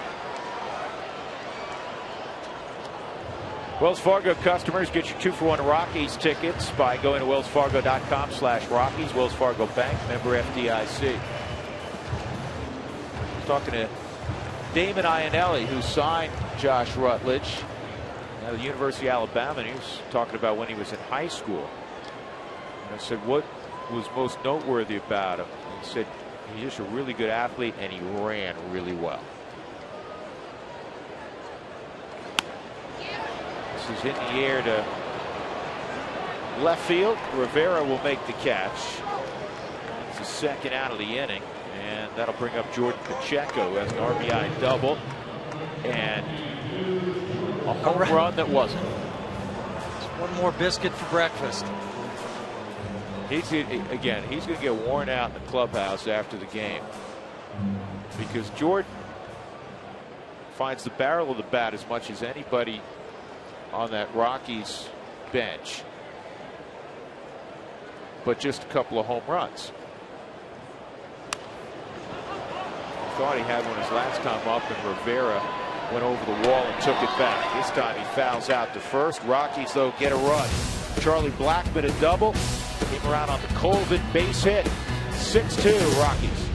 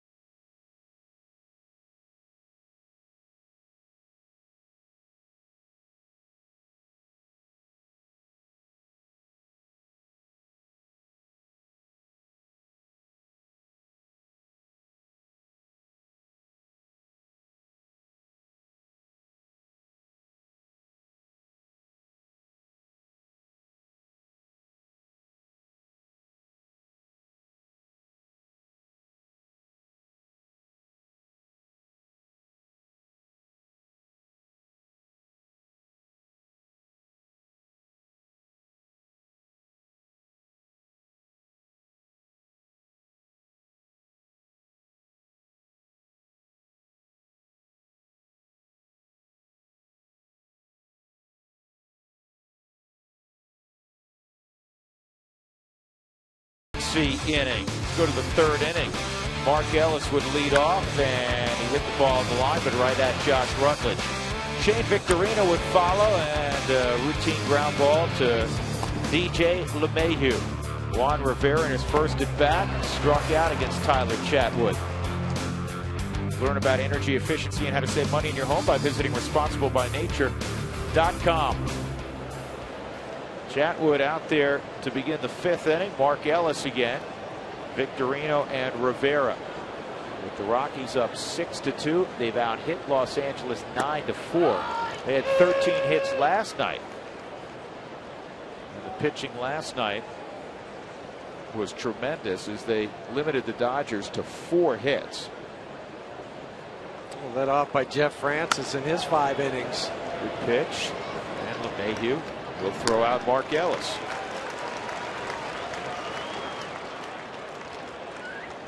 I mentioned last half inning that Jeff Francis threw 91 innings. The last time a Rockies pitcher had thrown more than 90 pitches in a game, that was Jeff Francis back on the 25th of July at Arizona.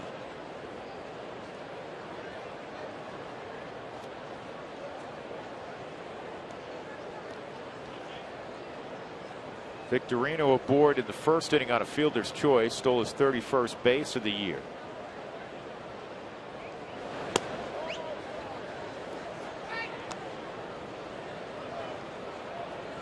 Flying Hawaiian.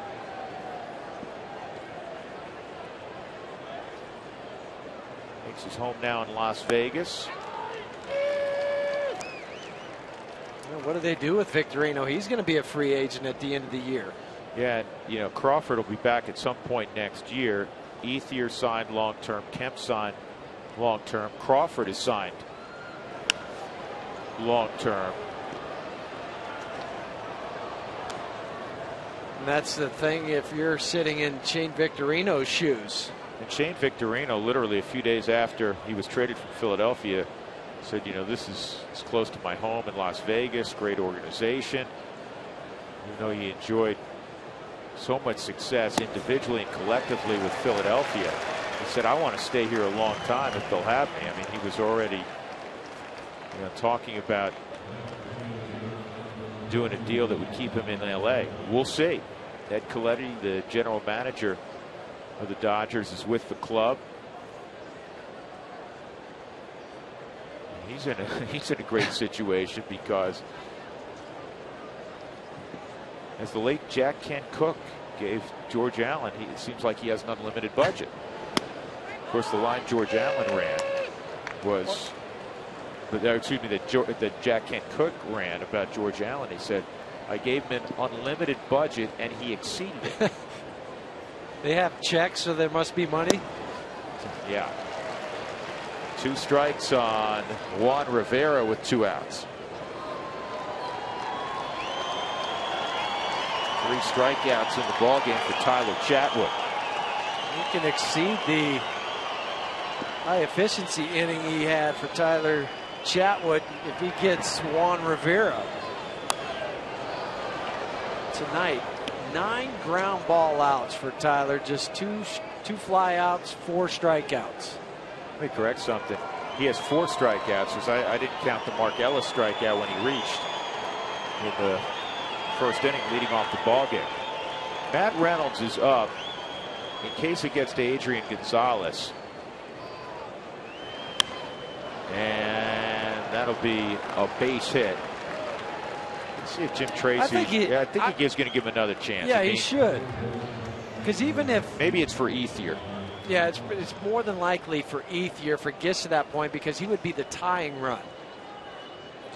Yeah, let me correct that. It's got to be for Ethier because you want to give Chatwood an opportunity to get a W. Right, and even if Gonzalez hits 1 out, it's still 6-4. Right. And then you've got Hanley Ramirez after that. Try to get him through 5 innings and get him the W. Adrian's 0 for 1 and a walk. As we take a look at our AT&T trivia question, provide you with an answer. Adrian since 07 has driven in 626. There are 5 guys that have driven in more, believe it or not. Led by Miguel Cabrera, who I don't think gets the due. No, he doesn't. He deserves. I mean, he's driven in more runs than Albert Pujols, and I don't think many people would have realized that. Ryan Howard on that list. Ryan way up there despite missing a good portion of this year. And then Prince Fielder and Mark Teixeira. But how about if Fielder hadn't gone to Detroit, Cabrera would still be at first base. There would be 5 first basemen on that list.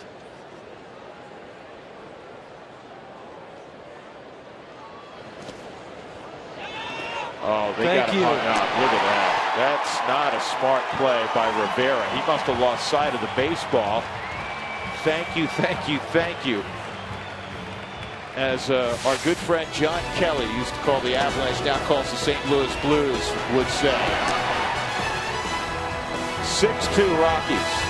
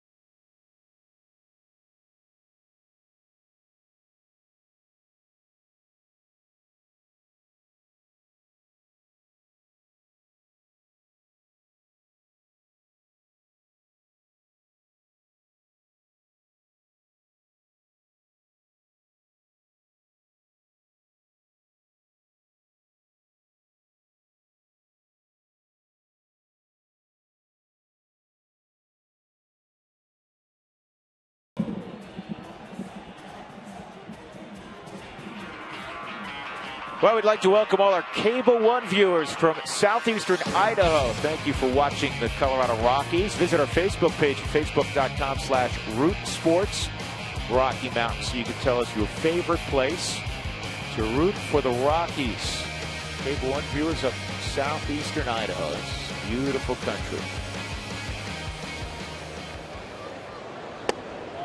Inside ball one on Willeen Rosario. Rosario, Nelson, Andrew Brown. Willeen an RBI single in the first on a breaking ball. And then he hammered a home run in the third inning to left.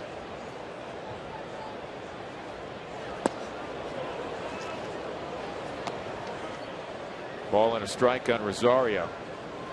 Rockies 14-7 over their last 21 encounters.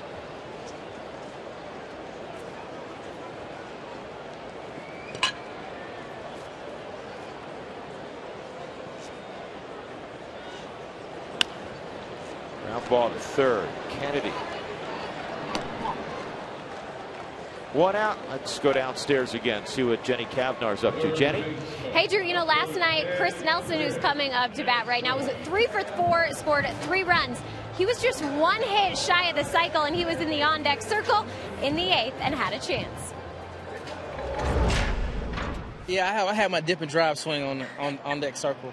No, but I didn't really know until Cuddy brought it to my attention when I was on the bench. So it was getting down to it, and we scored those runs, got all those hits, and I was getting close. It was pretty exciting.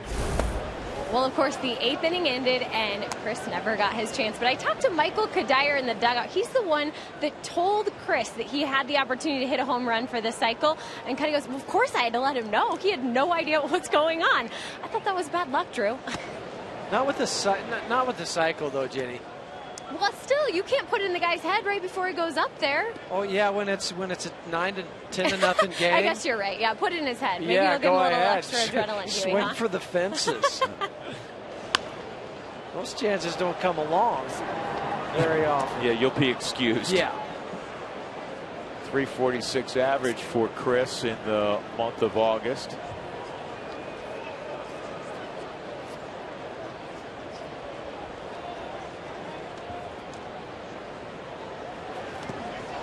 And Capuano gets him with the changeup. Second strikeout for Capuano. Andrew Brown will come up. Andrew's 2 for 2, single and a double's got an RBI. The Super Suites Conference Center is available for game day or non-game day meetings for groups of 25 to 200. Call 303 Rockies for your Super Suite Conference Center.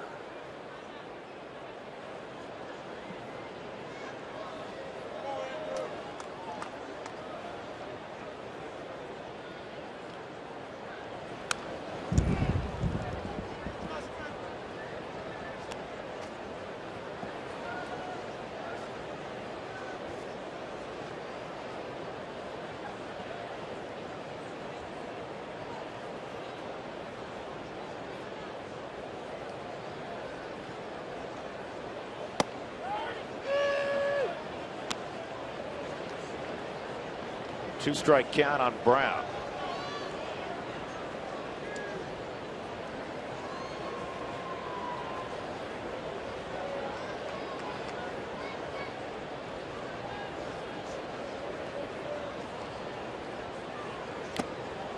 And he went after him with a fastball and he got him. So back-to-back strikeouts for Capuano.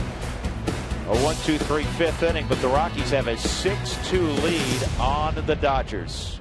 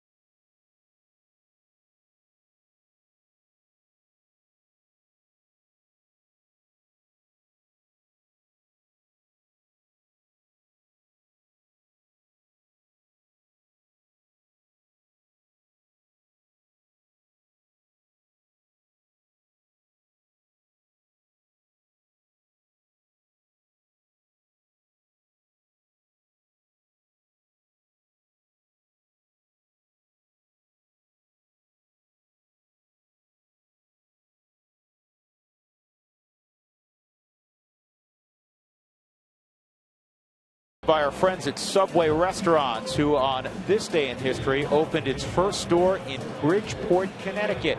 Happy birthday, Subway Restaurants. Also on this date in baseball history, 1945, Branch Rickey signed Jackie Robinson to a minor league contract, breaking the color barrier.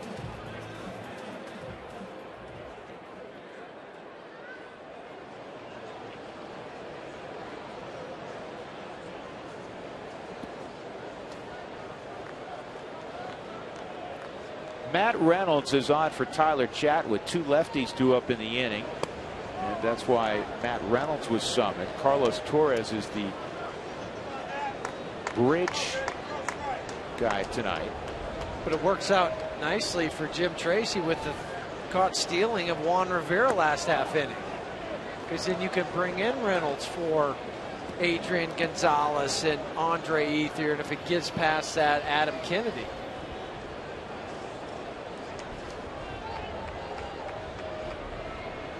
2-0 on Gonzalez. Strike 1.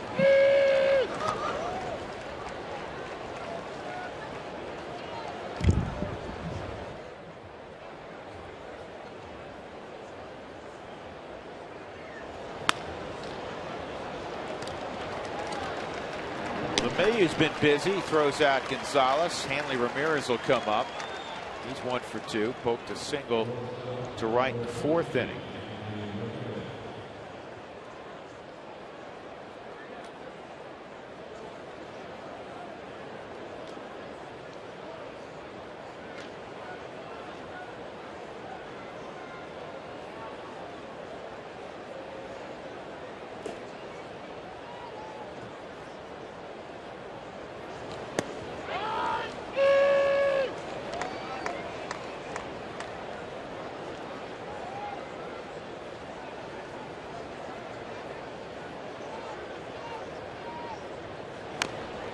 Quickly 2 strikes on Hanley.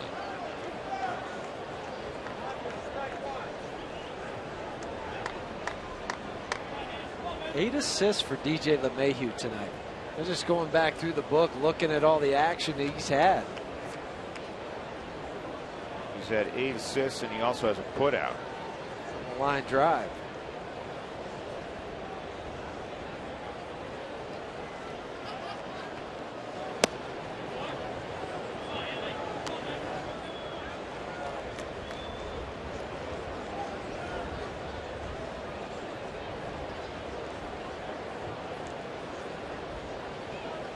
Toyota talk going by.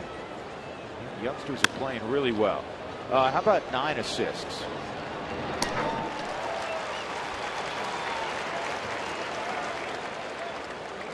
Fielders get in the zone like you do at the plate. DJ LeMahieu's in that zone when you're getting a lot of action out on the field.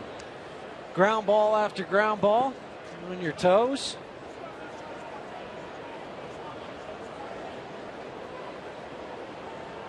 That's fun.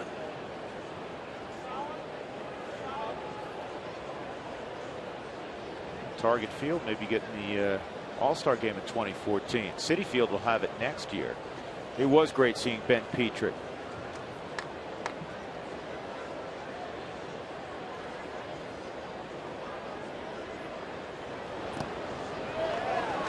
You're behind 0-1. Ben is a terrific guy. He was an enormous talent, and he also, coming out of high school, was recruited by a number of Pac-10 schools. He grew up in Oregon, still lives there, as we were discussing. There's Ben. He was recruited by a number of schools to play football. That's what I told him when he got up to leave. I said, "You look like you're still at your playing weight." He goes, "I am 205." He's ripped. Now you could tell he still works out.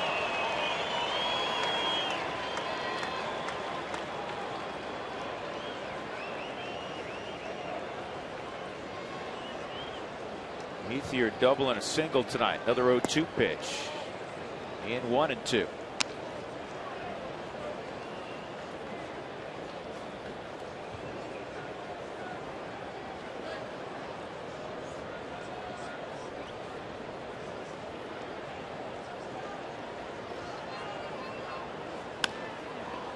And DJ is going to tie a team record at second base with his 10th assist. The last guy to do it, Clint Barmas. 4-3, 4-3, 4-3 if you're scoring with us at home at that frame.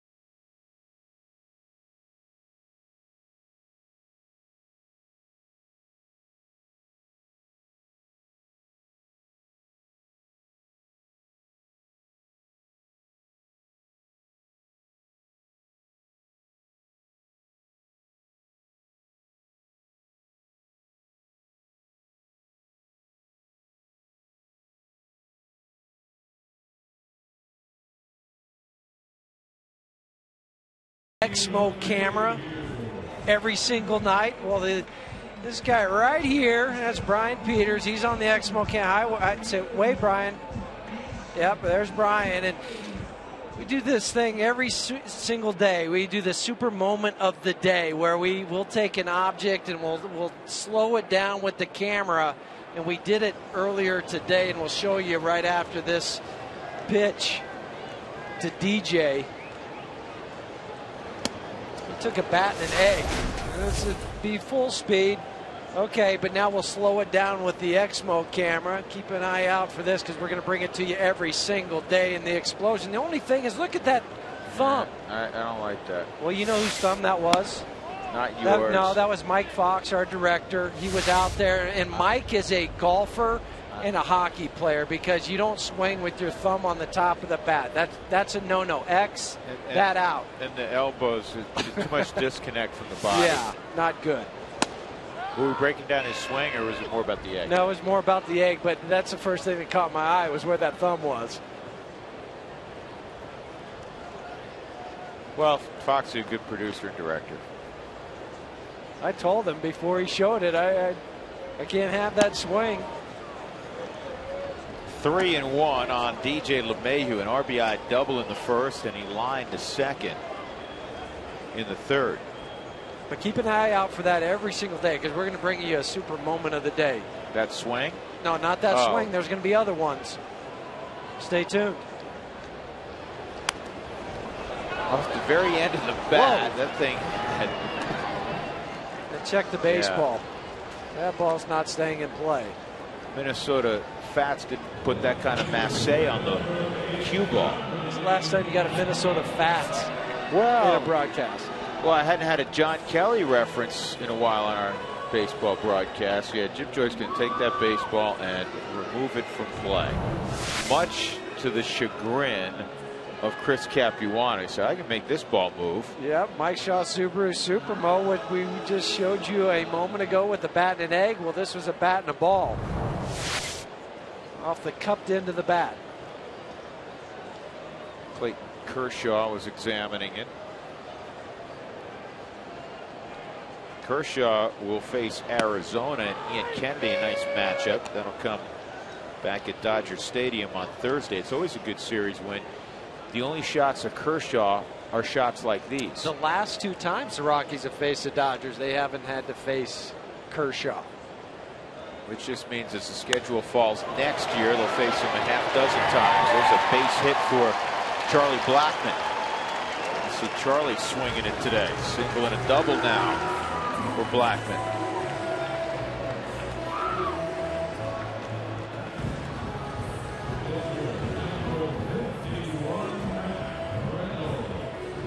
Matt Reynolds is going to come up, and because of what the Rockies are doing with their tandem four-man rotation, the relievers, non-starters, get more at bats than you would typically see. This will be the 47th plate appearance by a relief pitcher for the Rockies. And the Rockies have doubled up the next highest number. The Diamondbacks have had their pitchers, non-starters,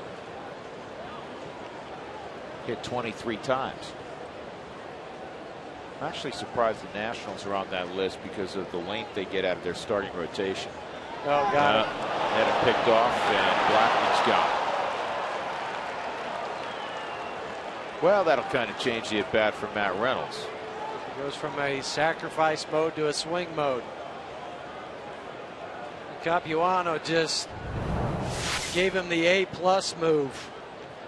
Charlie was leaning the wrong way. In a sacrifice situation, you can't get picked off.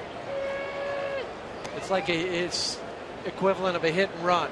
Hit and run and sacrifices. That's the one thing that can't happen. You can't get picked.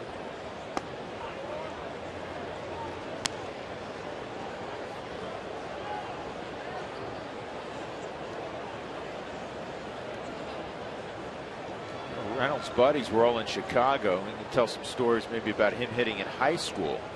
I don't know how many are available from his time in professional baseball. He got it in play. Kennedy throws him out, turns into a 1-2-3 inning despite the hit by Charlie Blackmon. Rockies 6 and the Dodgers 2 as we move to the 7th.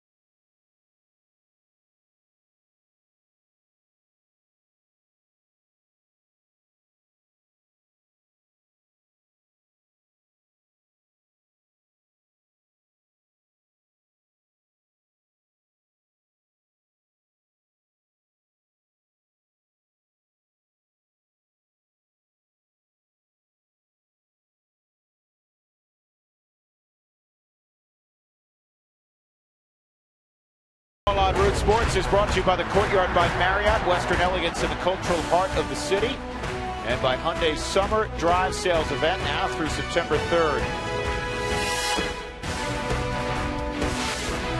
It's a different angle to arrive at the ballpark. Rockies 6, the Dodgers 2. Rockies won last night 10-0. Matt Reynolds will continue here in the 7th inning, at least initially. Adam Kennedy will lead things off.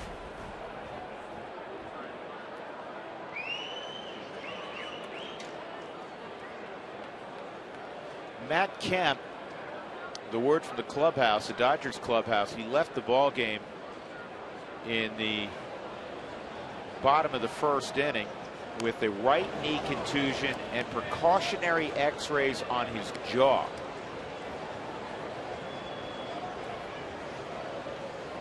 If you missed it earlier, Matt ran full speed into the center field wall trying to chase down ultimately a triple by Josh Rutledge.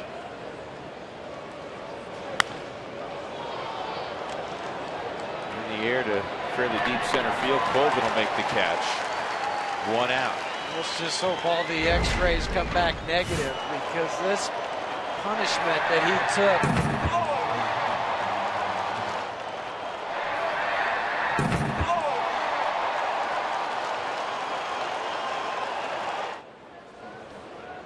Matt was down for about 10 minutes, stayed in the game, and then wouldn't you know it, the very next hitter, Jordan Pacheco, hit a bloop double, and he had to lay out and dive.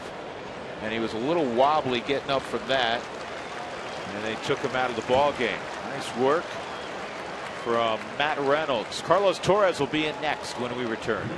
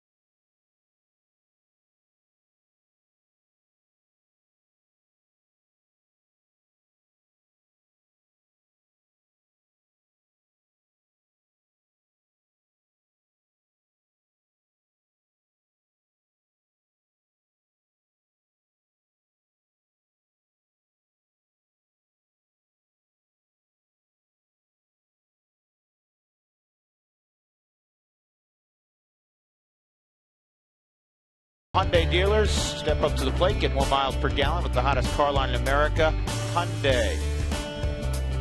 Well, tomorrow's an off day in terms of television. The Rockies will be in business right here at Coors Field at 1:10 against the Dodgers. Thursday is a complete off day for everybody. Then Friday will resume on the air at 6 p.m. right here on Root Sports as the Padres come to town. 5:30 will be the pregame show on Saturday evening. Carlos Torres throws a fastball on the outside corner at strike one on A.J. Ellis.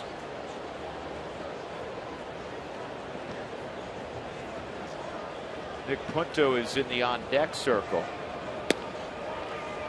with Chris Capuano. 1 ball, 1 strike. Punto, a switch hitter. Everybody else that they have hits from the right side. Trainer, Uribe, and Cruz.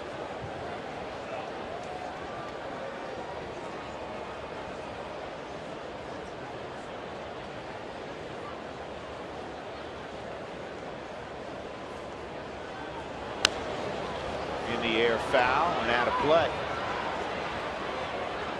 AJ a sac fly and an intentional walk. Behind 1-2.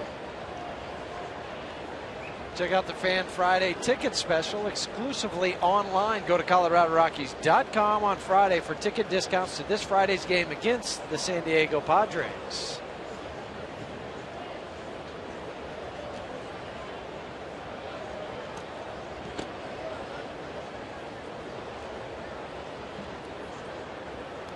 Yes, he went. Yeah, he went around. Rosario will scramble and fire.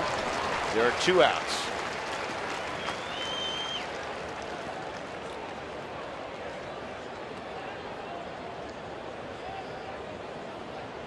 So here comes Nick Punto. And this is from the upper deck, this view.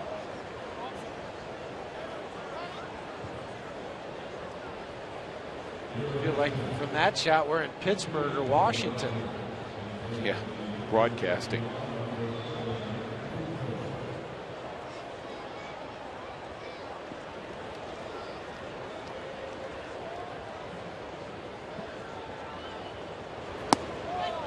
Torres misses ball 1.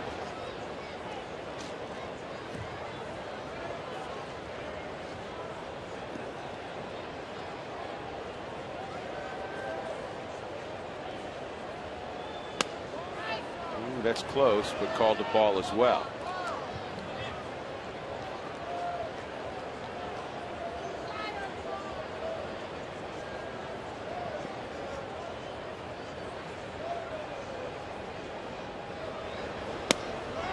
On the outside corner, 2-1.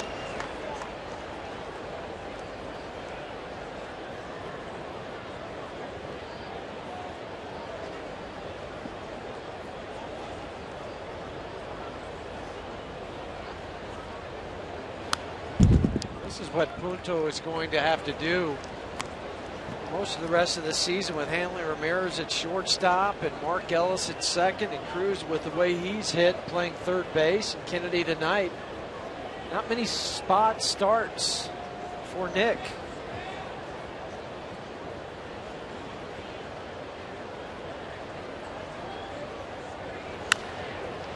Bouncing ball to short. Rutledge stayed behind his throw. And it's a 1-2-3 inning. The combination of Matt Reynolds and Carlos Torres. Stretch time at Coors Field. All is well. 6-2 Rockies.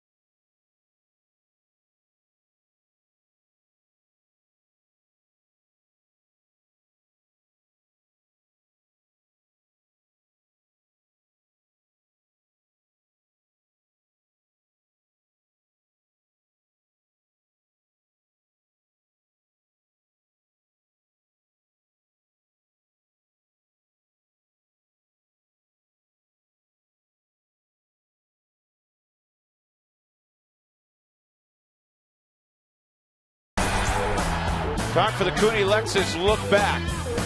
Well, we go to the first inning because the Rockies got right after Chris Capuano. Rutledge with the triple up the center field wall. And again, with Matt Kemp running full tilt into the wall. Eventually, Matt would get up. He'd have to leave one hitter later. Pacheco would hit a bloop double. That's where Kemp had to lay out and try to make another catch. Rosario would hit a bullet up the middle to drive in a run. And then Andrew Brown with an RBI base hit. DJ LeMahieu again involved as Brown would come on down. A 4-run first for the Rockies. We go to the third inning. There's Rosario again, and there goes the baseball. Home run number 22 on the season for the Baby Bull. Rockies leading at 6-2. Tyler Colvin leading off tonight for the second straight ball game. Last night he had a 3 RBI evening. Tonight he's 1 for 3 with a ribby. Colvin, Rutledge, and Pacheco.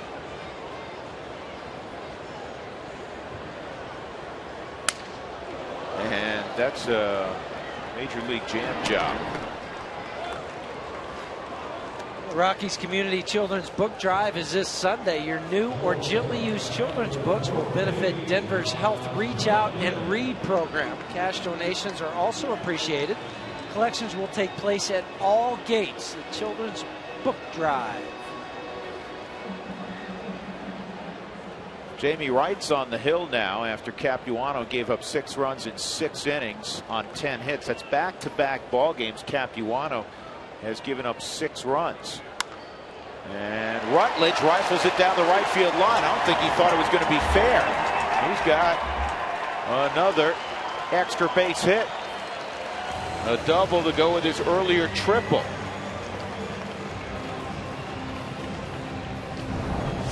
The spray chart for Josh Rutledge is all over the place, but he stays inside the baseball beautifully from the Mike Shaw Subaru Supermo.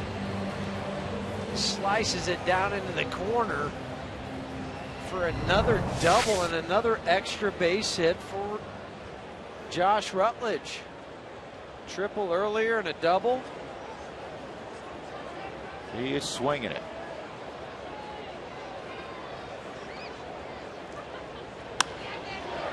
And that's a base hit. Stopping at third base is Rutledge. Pacheco has his second knock of the night. And here comes the Baby Bull. Jordan tried to pull the home run. This time he stays with a fastball that cuts back from Jamie Wright to the center part of the plate. But with the one hop to Ethier, the strong arm, and the quad issue of Josh Rutledge, Richie Dower holds him up at third.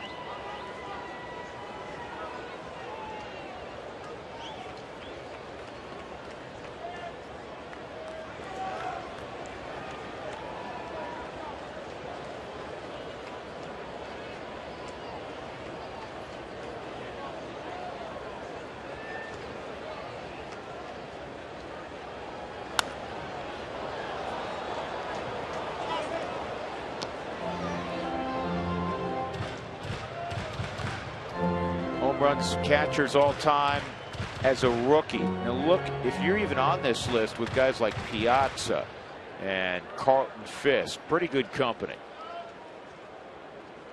There's a couple guys he will leapfrog before the end of the year. Now, realistically, he has a chance to get into the, certainly above 25.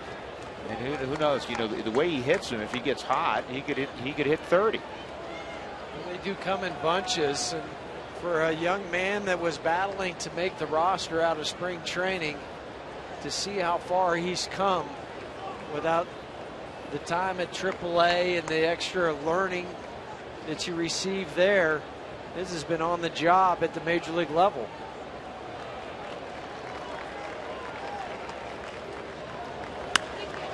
Up the middle, another base hit for Rosario. Third RBI of the night.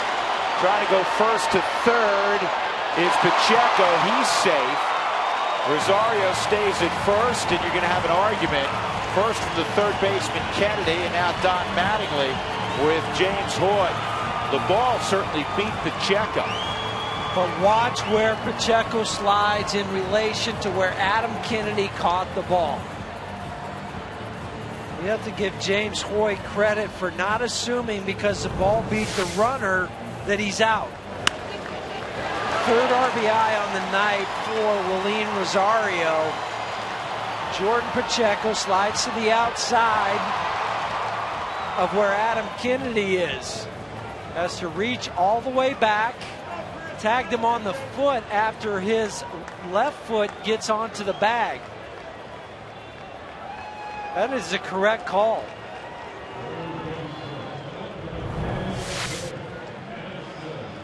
And we've got Tacos, the Rockies, with a 7-run ball game again. Tomorrow, go to participating Colorado Taco Bell locations between 4 and 6 to get your Rockies Taco special. Hope you filled up this afternoon. Rockies up 7-2. Chris Nelson at the plate.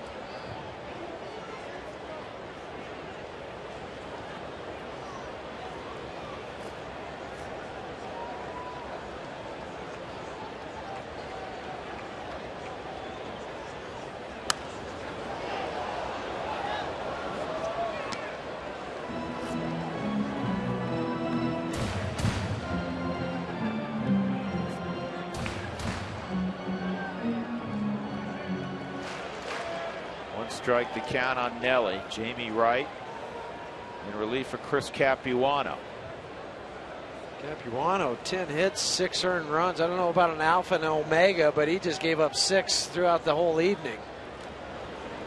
4 in the first, 1 in the third, 1 in the fourth.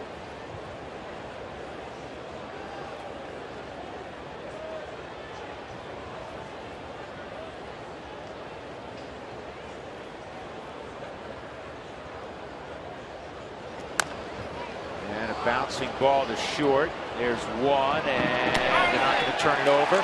Nelson with his hustle gets an RBI. It's 8-2 as Pacheco scores.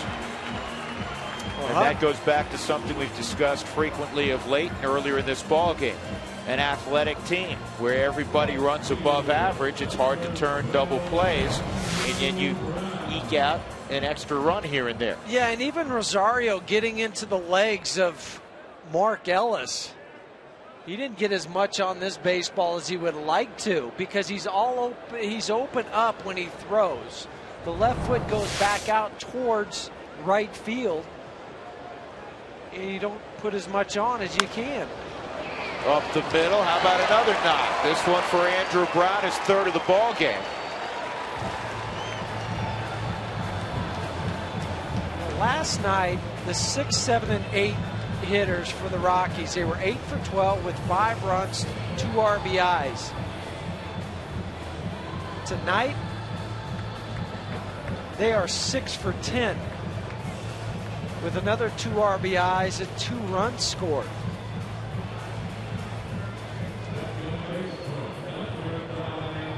And they're not done yet. Easily the best the Rockies have played this year during the last 3+ weeks.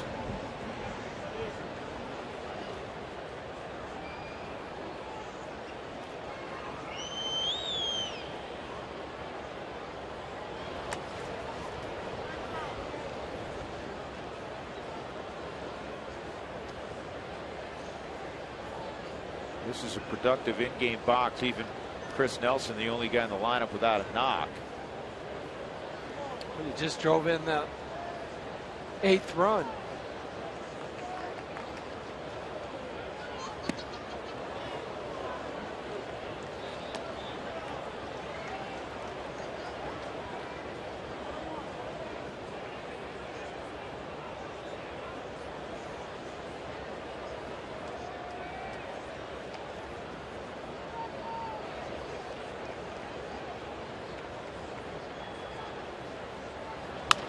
Breaking ball on the ground is short. And Hanley Ramirez, despite the attempted distraction by Chris Nelson, will get the force on Brown. Another real good inning offensively for the Rockies. 2 more on the board. They have an 8-2 lead.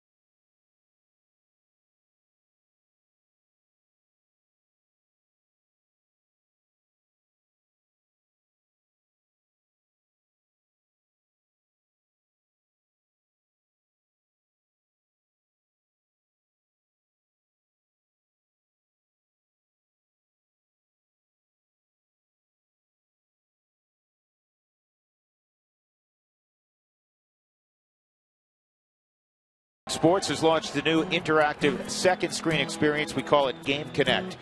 And you'll get a ton of wonderful stuff when you connect to Game Connect. It's an interactive experience. Go to rootsports.com/Rocky Mountain. There's a strike on Mark Ellis, 0 for 3 tonight. And here's some of the things you'll find on Game Connect. Matchups, information, deep information on particular matchups.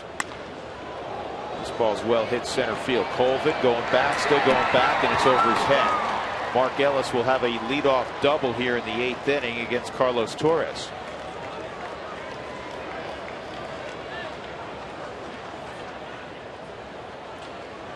Well, as planned, and it's nice when things go according to plan for a manager. Johnny Herrera's in at short for Josh Rutledge. Jim Tracy said, you know, I don't know if I want him to play a full game defensively in his first game back. Well, and he also had to run the bases. He had a double and a triple. And well, that's his fault. Yeah, but he also scored 2 runs, so it works out just like Jim Tracy would diagram it. You go 2 for 4 if you're Josh Rutledge. I put Jonathan Herrera, the guy that can play defense with anybody out there, and I've got an 8-2 lead.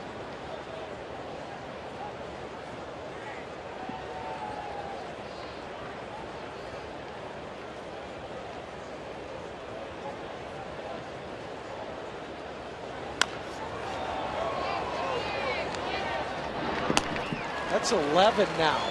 That's a new record. Yeah, and he's just for a Rocky second baseman. And he's just 1 away from tying a major league record.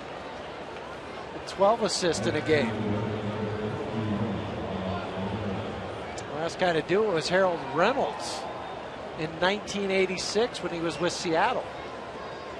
That means DJ's destined to hit the broadcast booth in a few years.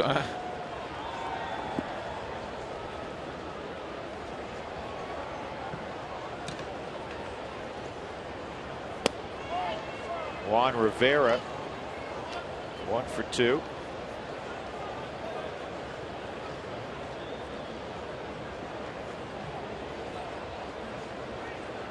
$28,368 at Coors Field tonight.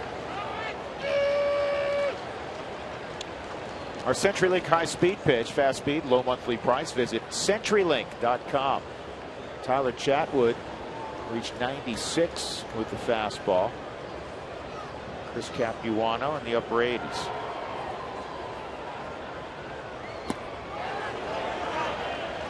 According to the first base umpire Lance Barrett, that was a swing, 1-2.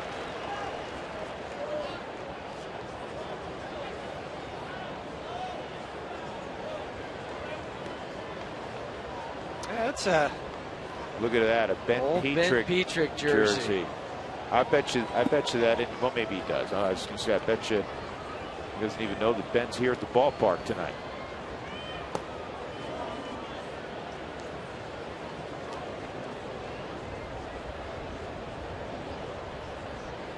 If he only knew, he could get it autographed.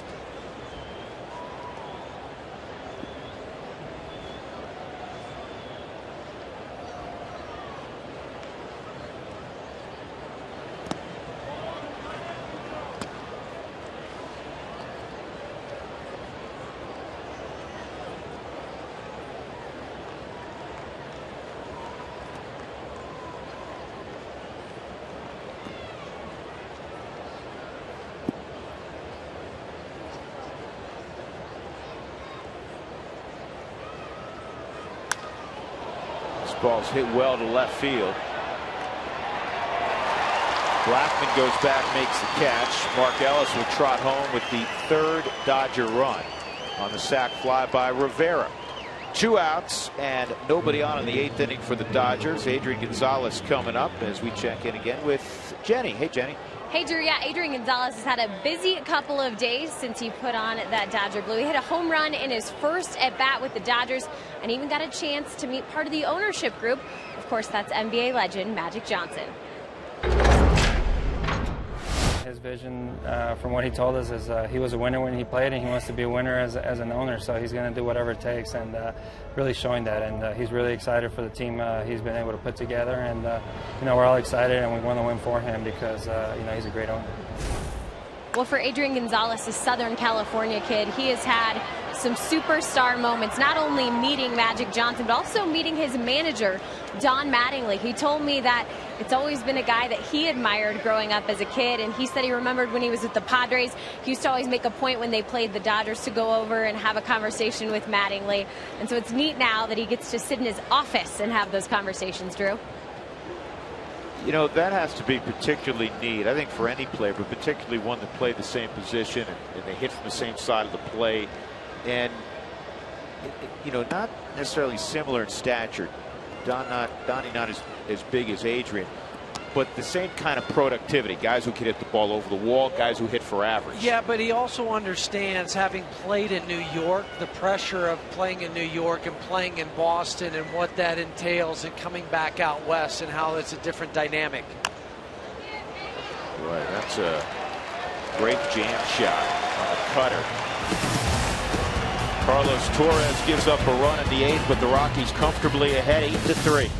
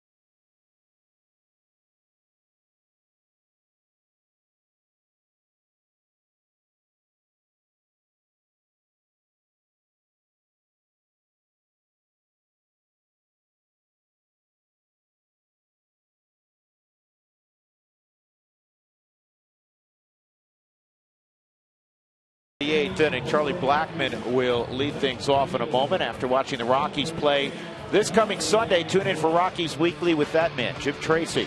Every week, by the way, look for the keyword during the program. Text it to 720-720, and you'll have an opportunity to win some terrific prizes. That's Rockies Weekly with Jim Tracy this Sunday after the ball game.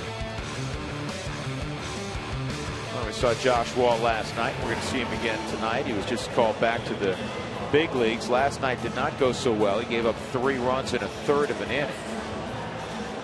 He was just named to the All-Pacific Coast League team. Wall led the PCL with 27 saves and finished 46 games down there. Hard-throwing right-hander.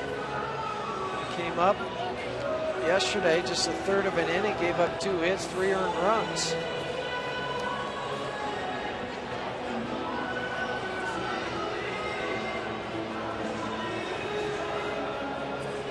One of those hits was the bomb to Willeen Rosario.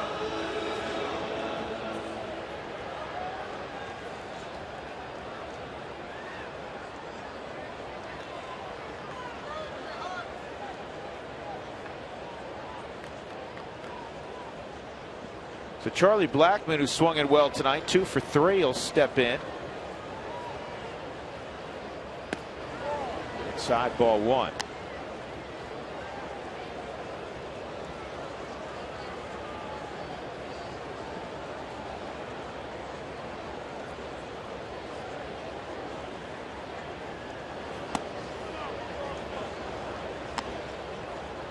These two guys have matched up down in the PCL. Talked about Wall with Albuquerque. Of course, Charlie down in the Springs.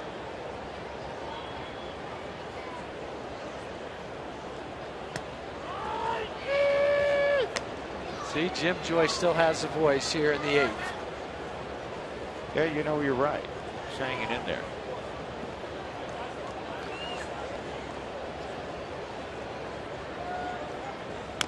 Two ones fouled off, 2-2.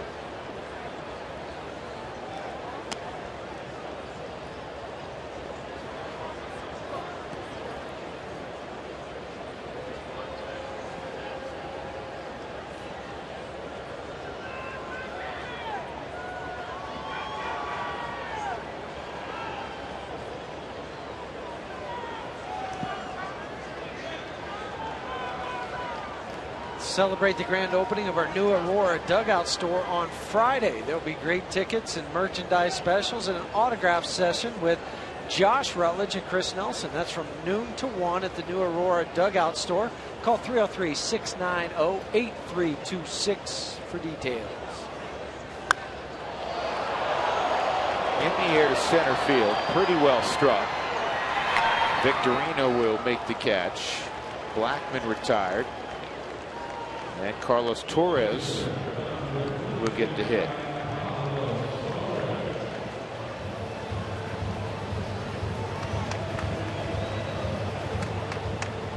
Trying to keep the average at 500 or above. 2 for 4 for Carlos.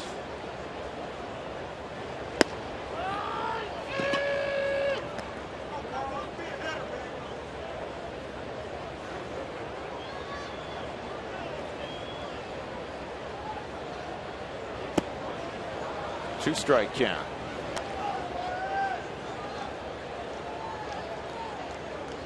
San Francisco leading Houston 3-2 in the top of the 9th.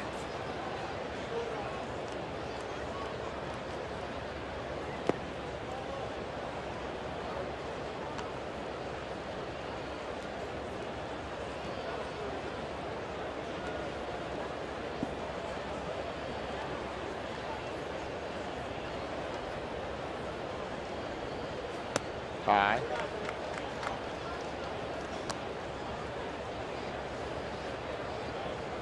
Houston had taken a 2-1 lead heading into the top of the 9th, but 2 by the Giants. The Dodgers are scoreboard watching. This ball sliced to right, but Ethier was over there. 2 outs. And that'll bring up Tyler Colvin, 1 for 4, an RBI hit in the 4th.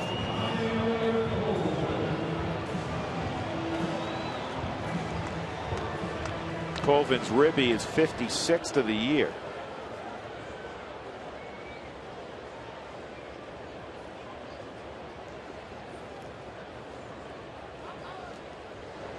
He and Rosario both have 56 after Mullane's 3 RBI performance tonight.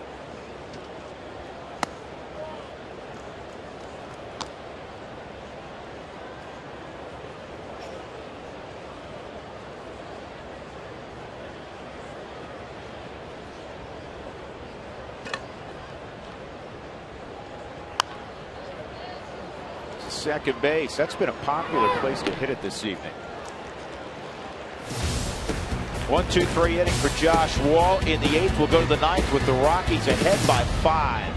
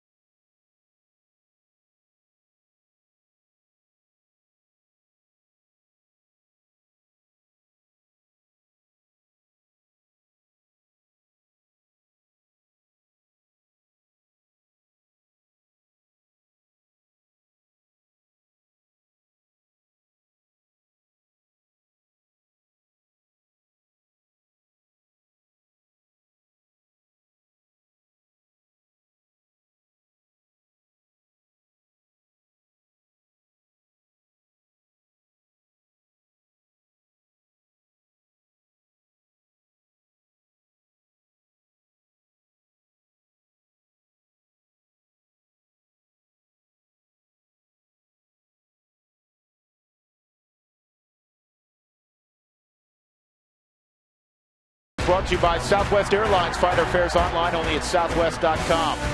By Jack in the Box. Get the All-American Jack combo at Jack in the Box. It's a no-nonsense burger with fries and drinks. Only $4.99 plus tax at participating stores.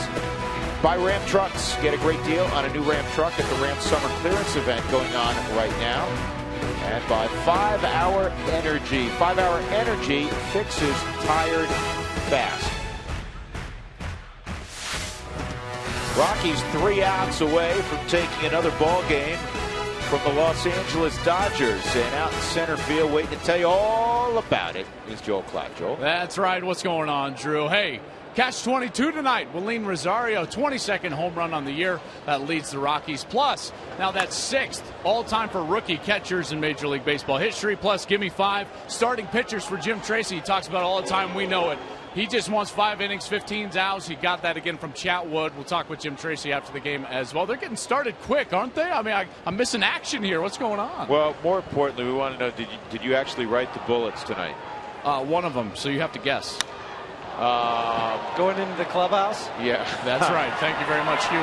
This ball's going to get on out. Hanley Ramirez with his 21st of the year. And it's an 8-4 ball game. That was clever, though, into the clubhouse. I like that, Joel. Hanley Ramirez, that's his 7th home run, 32nd RBI in Dodger blue.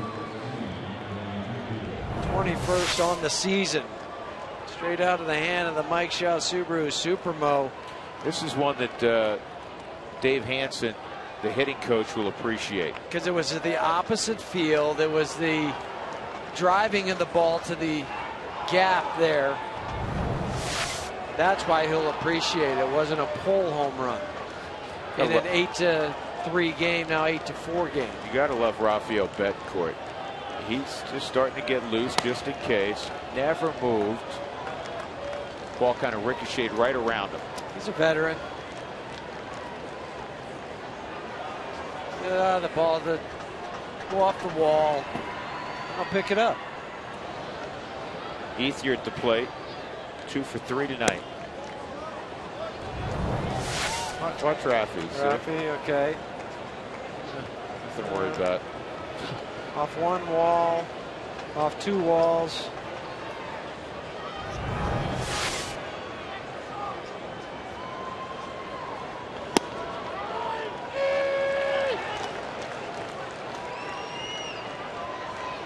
What do we need? LeMahieu to make 2 plays for a major league record at second? Yes, he has 11. He makes a play, he'll tie it, 2 to set it. I'm going to say he Come on, ties the 4-3. record.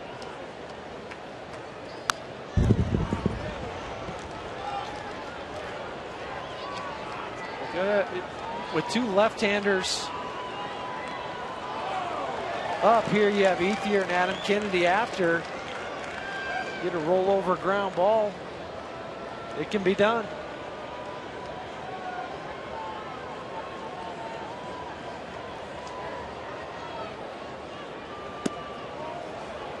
He doesn't have to come out early to get fielding practice tomorrow. No ground balls. No ground balls. But he will. He'll still come out and work.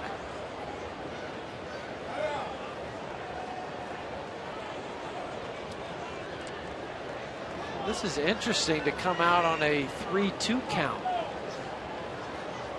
Very.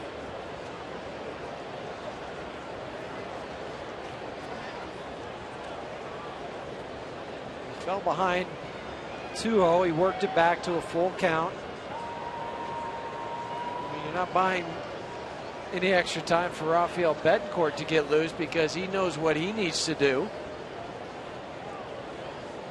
Showed a shot of him a moment ago getting loose, and now there's more purpose and intensity to each throw.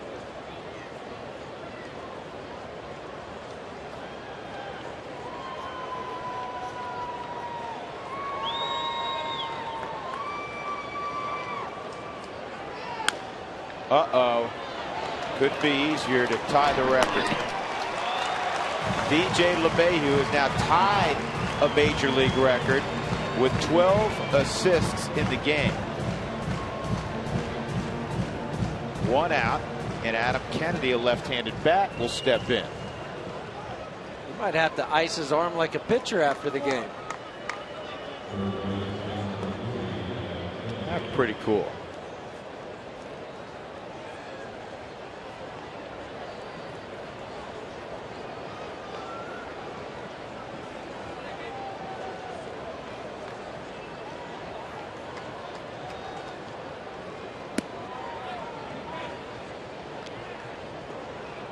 Jenny, you get to tell DJ, because probably he'll be unaware. You can be the first to let him know he has at least tied a major league record, maybe sets one here. I'm so excited to tell him that. I really hope that you will bring down a plaque for me to give to him as well, Drew.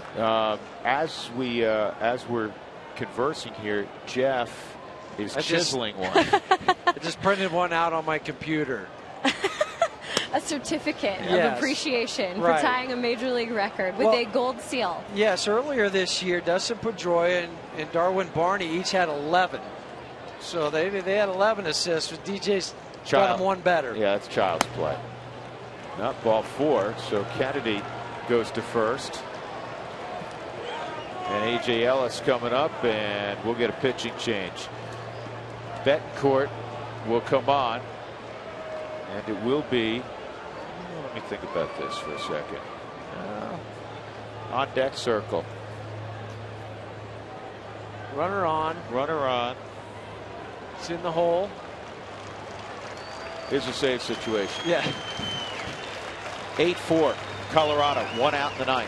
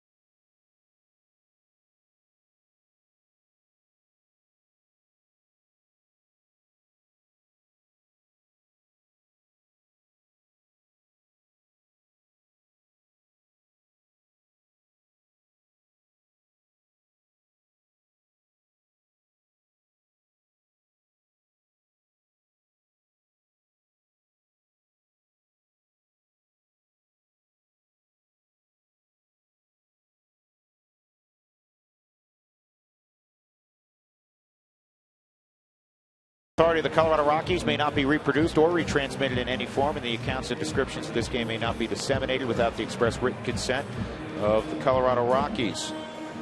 Rockies have one out in the ninth inning. They're ahead 8-4. Adam Kennedy just walked against Carlos Torres.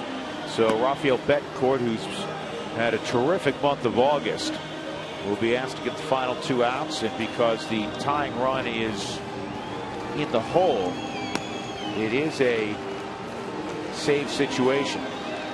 26 for 31 for Rafael this year, but those saves you're talking about in August, he has 9 of them, and that's tied for second most in the major leagues.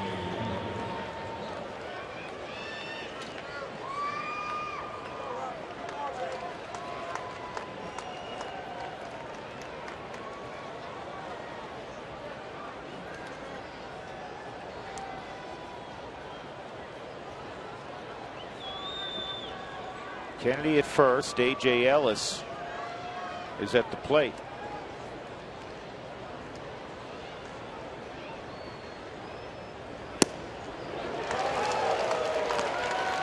A.J. 0 for 4 in his career against Rafael.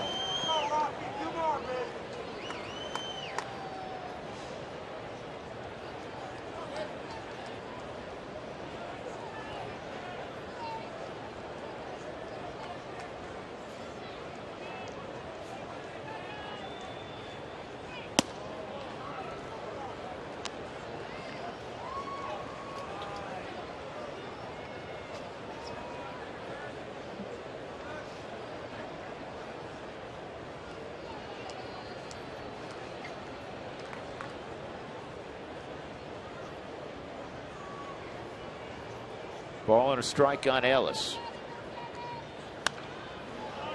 And it's 1-2 on A.J.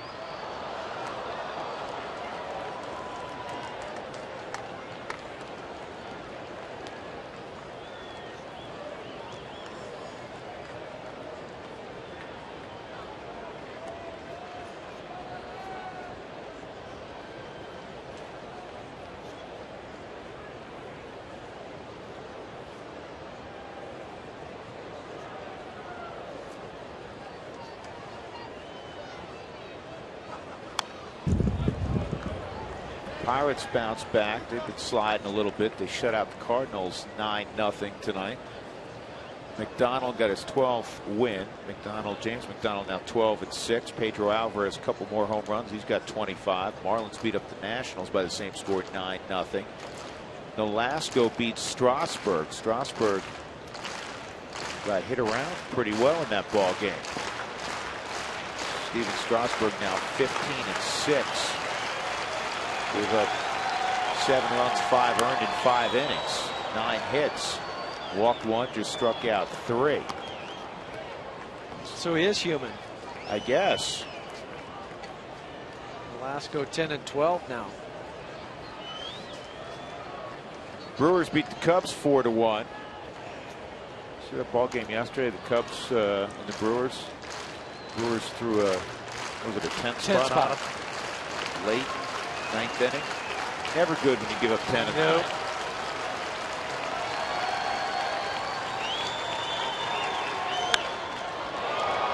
Center field and deep.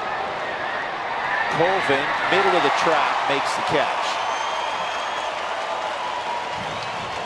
One opportunity left to hit it on the ground to DJ LeMahieu.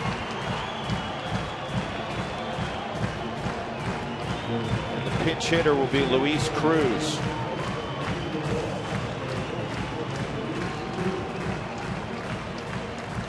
Luis started last night at third base.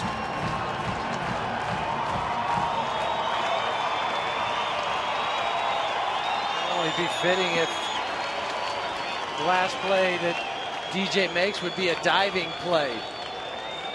Diving play and throw him out. A little flare. Now you're creating a bigger story. Yes, huh? I am. Moving to second is Adam Kennedy. The old DI gets written in the scorebook. Defensive indifference. One of my favorite baseball phrases. Cruz has been cruising in August, 352 average. You see that swing was a little inside out. Yes, it was. That's what I'm saying. Trying to inside out it. DJ, people at home, you're wondering, does he know? No, he doesn't know. He knows he's got a lot of ground balls tonight, but he has no idea that he just tied a Major League record.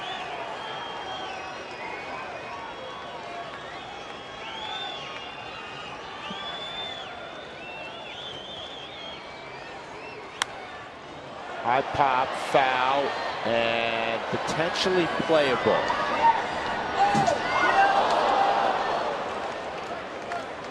Now he's got to get longer arms. Come on.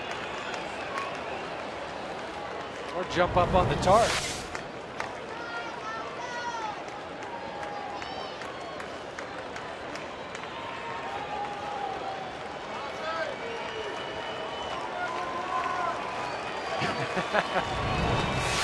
Always wearing a smile.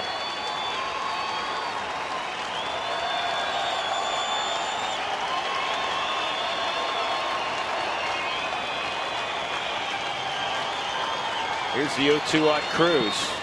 1-2. American League, the Angels trailing the Red Sox 4-2 in the 5th, but Mike Trout has hit his 25th. Well, the hype with Albert Pujols, where would the Angels be without Mike Trout? They're scuffling enough as it is. Yeah. They've got a ton of talent. We'll see how September turns out for them. There is time. He shook off the fastball to go to a breaking pitch. 1-2, he got it. Nope. Foul ball. Just tag him. Now he's out. Now he's out. Okay, he did get him. And that's the ball game. The Rockies have won the first two here in Denver against the Los Angeles Dodgers and their healthy payroll. The final score, the Rockies 8-4. They out-hit the Dodgers tonight 14-7. Tyler Chatwood gets the win. He's now 4-3. Chris Capuano takes the loss. He is 11-10. The Dodgers have lost 6 of 8. The Rockies have won 8 of 10. And Rafael Betancourt with his 27th save. Tonight's delivery of the game brought to you by Jimmy John's, America's favorite sandwich delivery guys. Well, Willeen Rosario had another big night. Base hit to drive in a run in his first at bat. Came up in the 3rd inning, and he reached out, hit one into the seats and left. After grounding out the 3rd and the 5th, he'd come up in the 7th inning with an opportunity to do some more damage, and on a breaking ball, he would single in another run. 3 ribby night for Willeen Rosario, 22 home runs, 56 RBIs now for the rookie catcher. Rockies win at 8-4. Stick around. The Toyota postgame show is up next.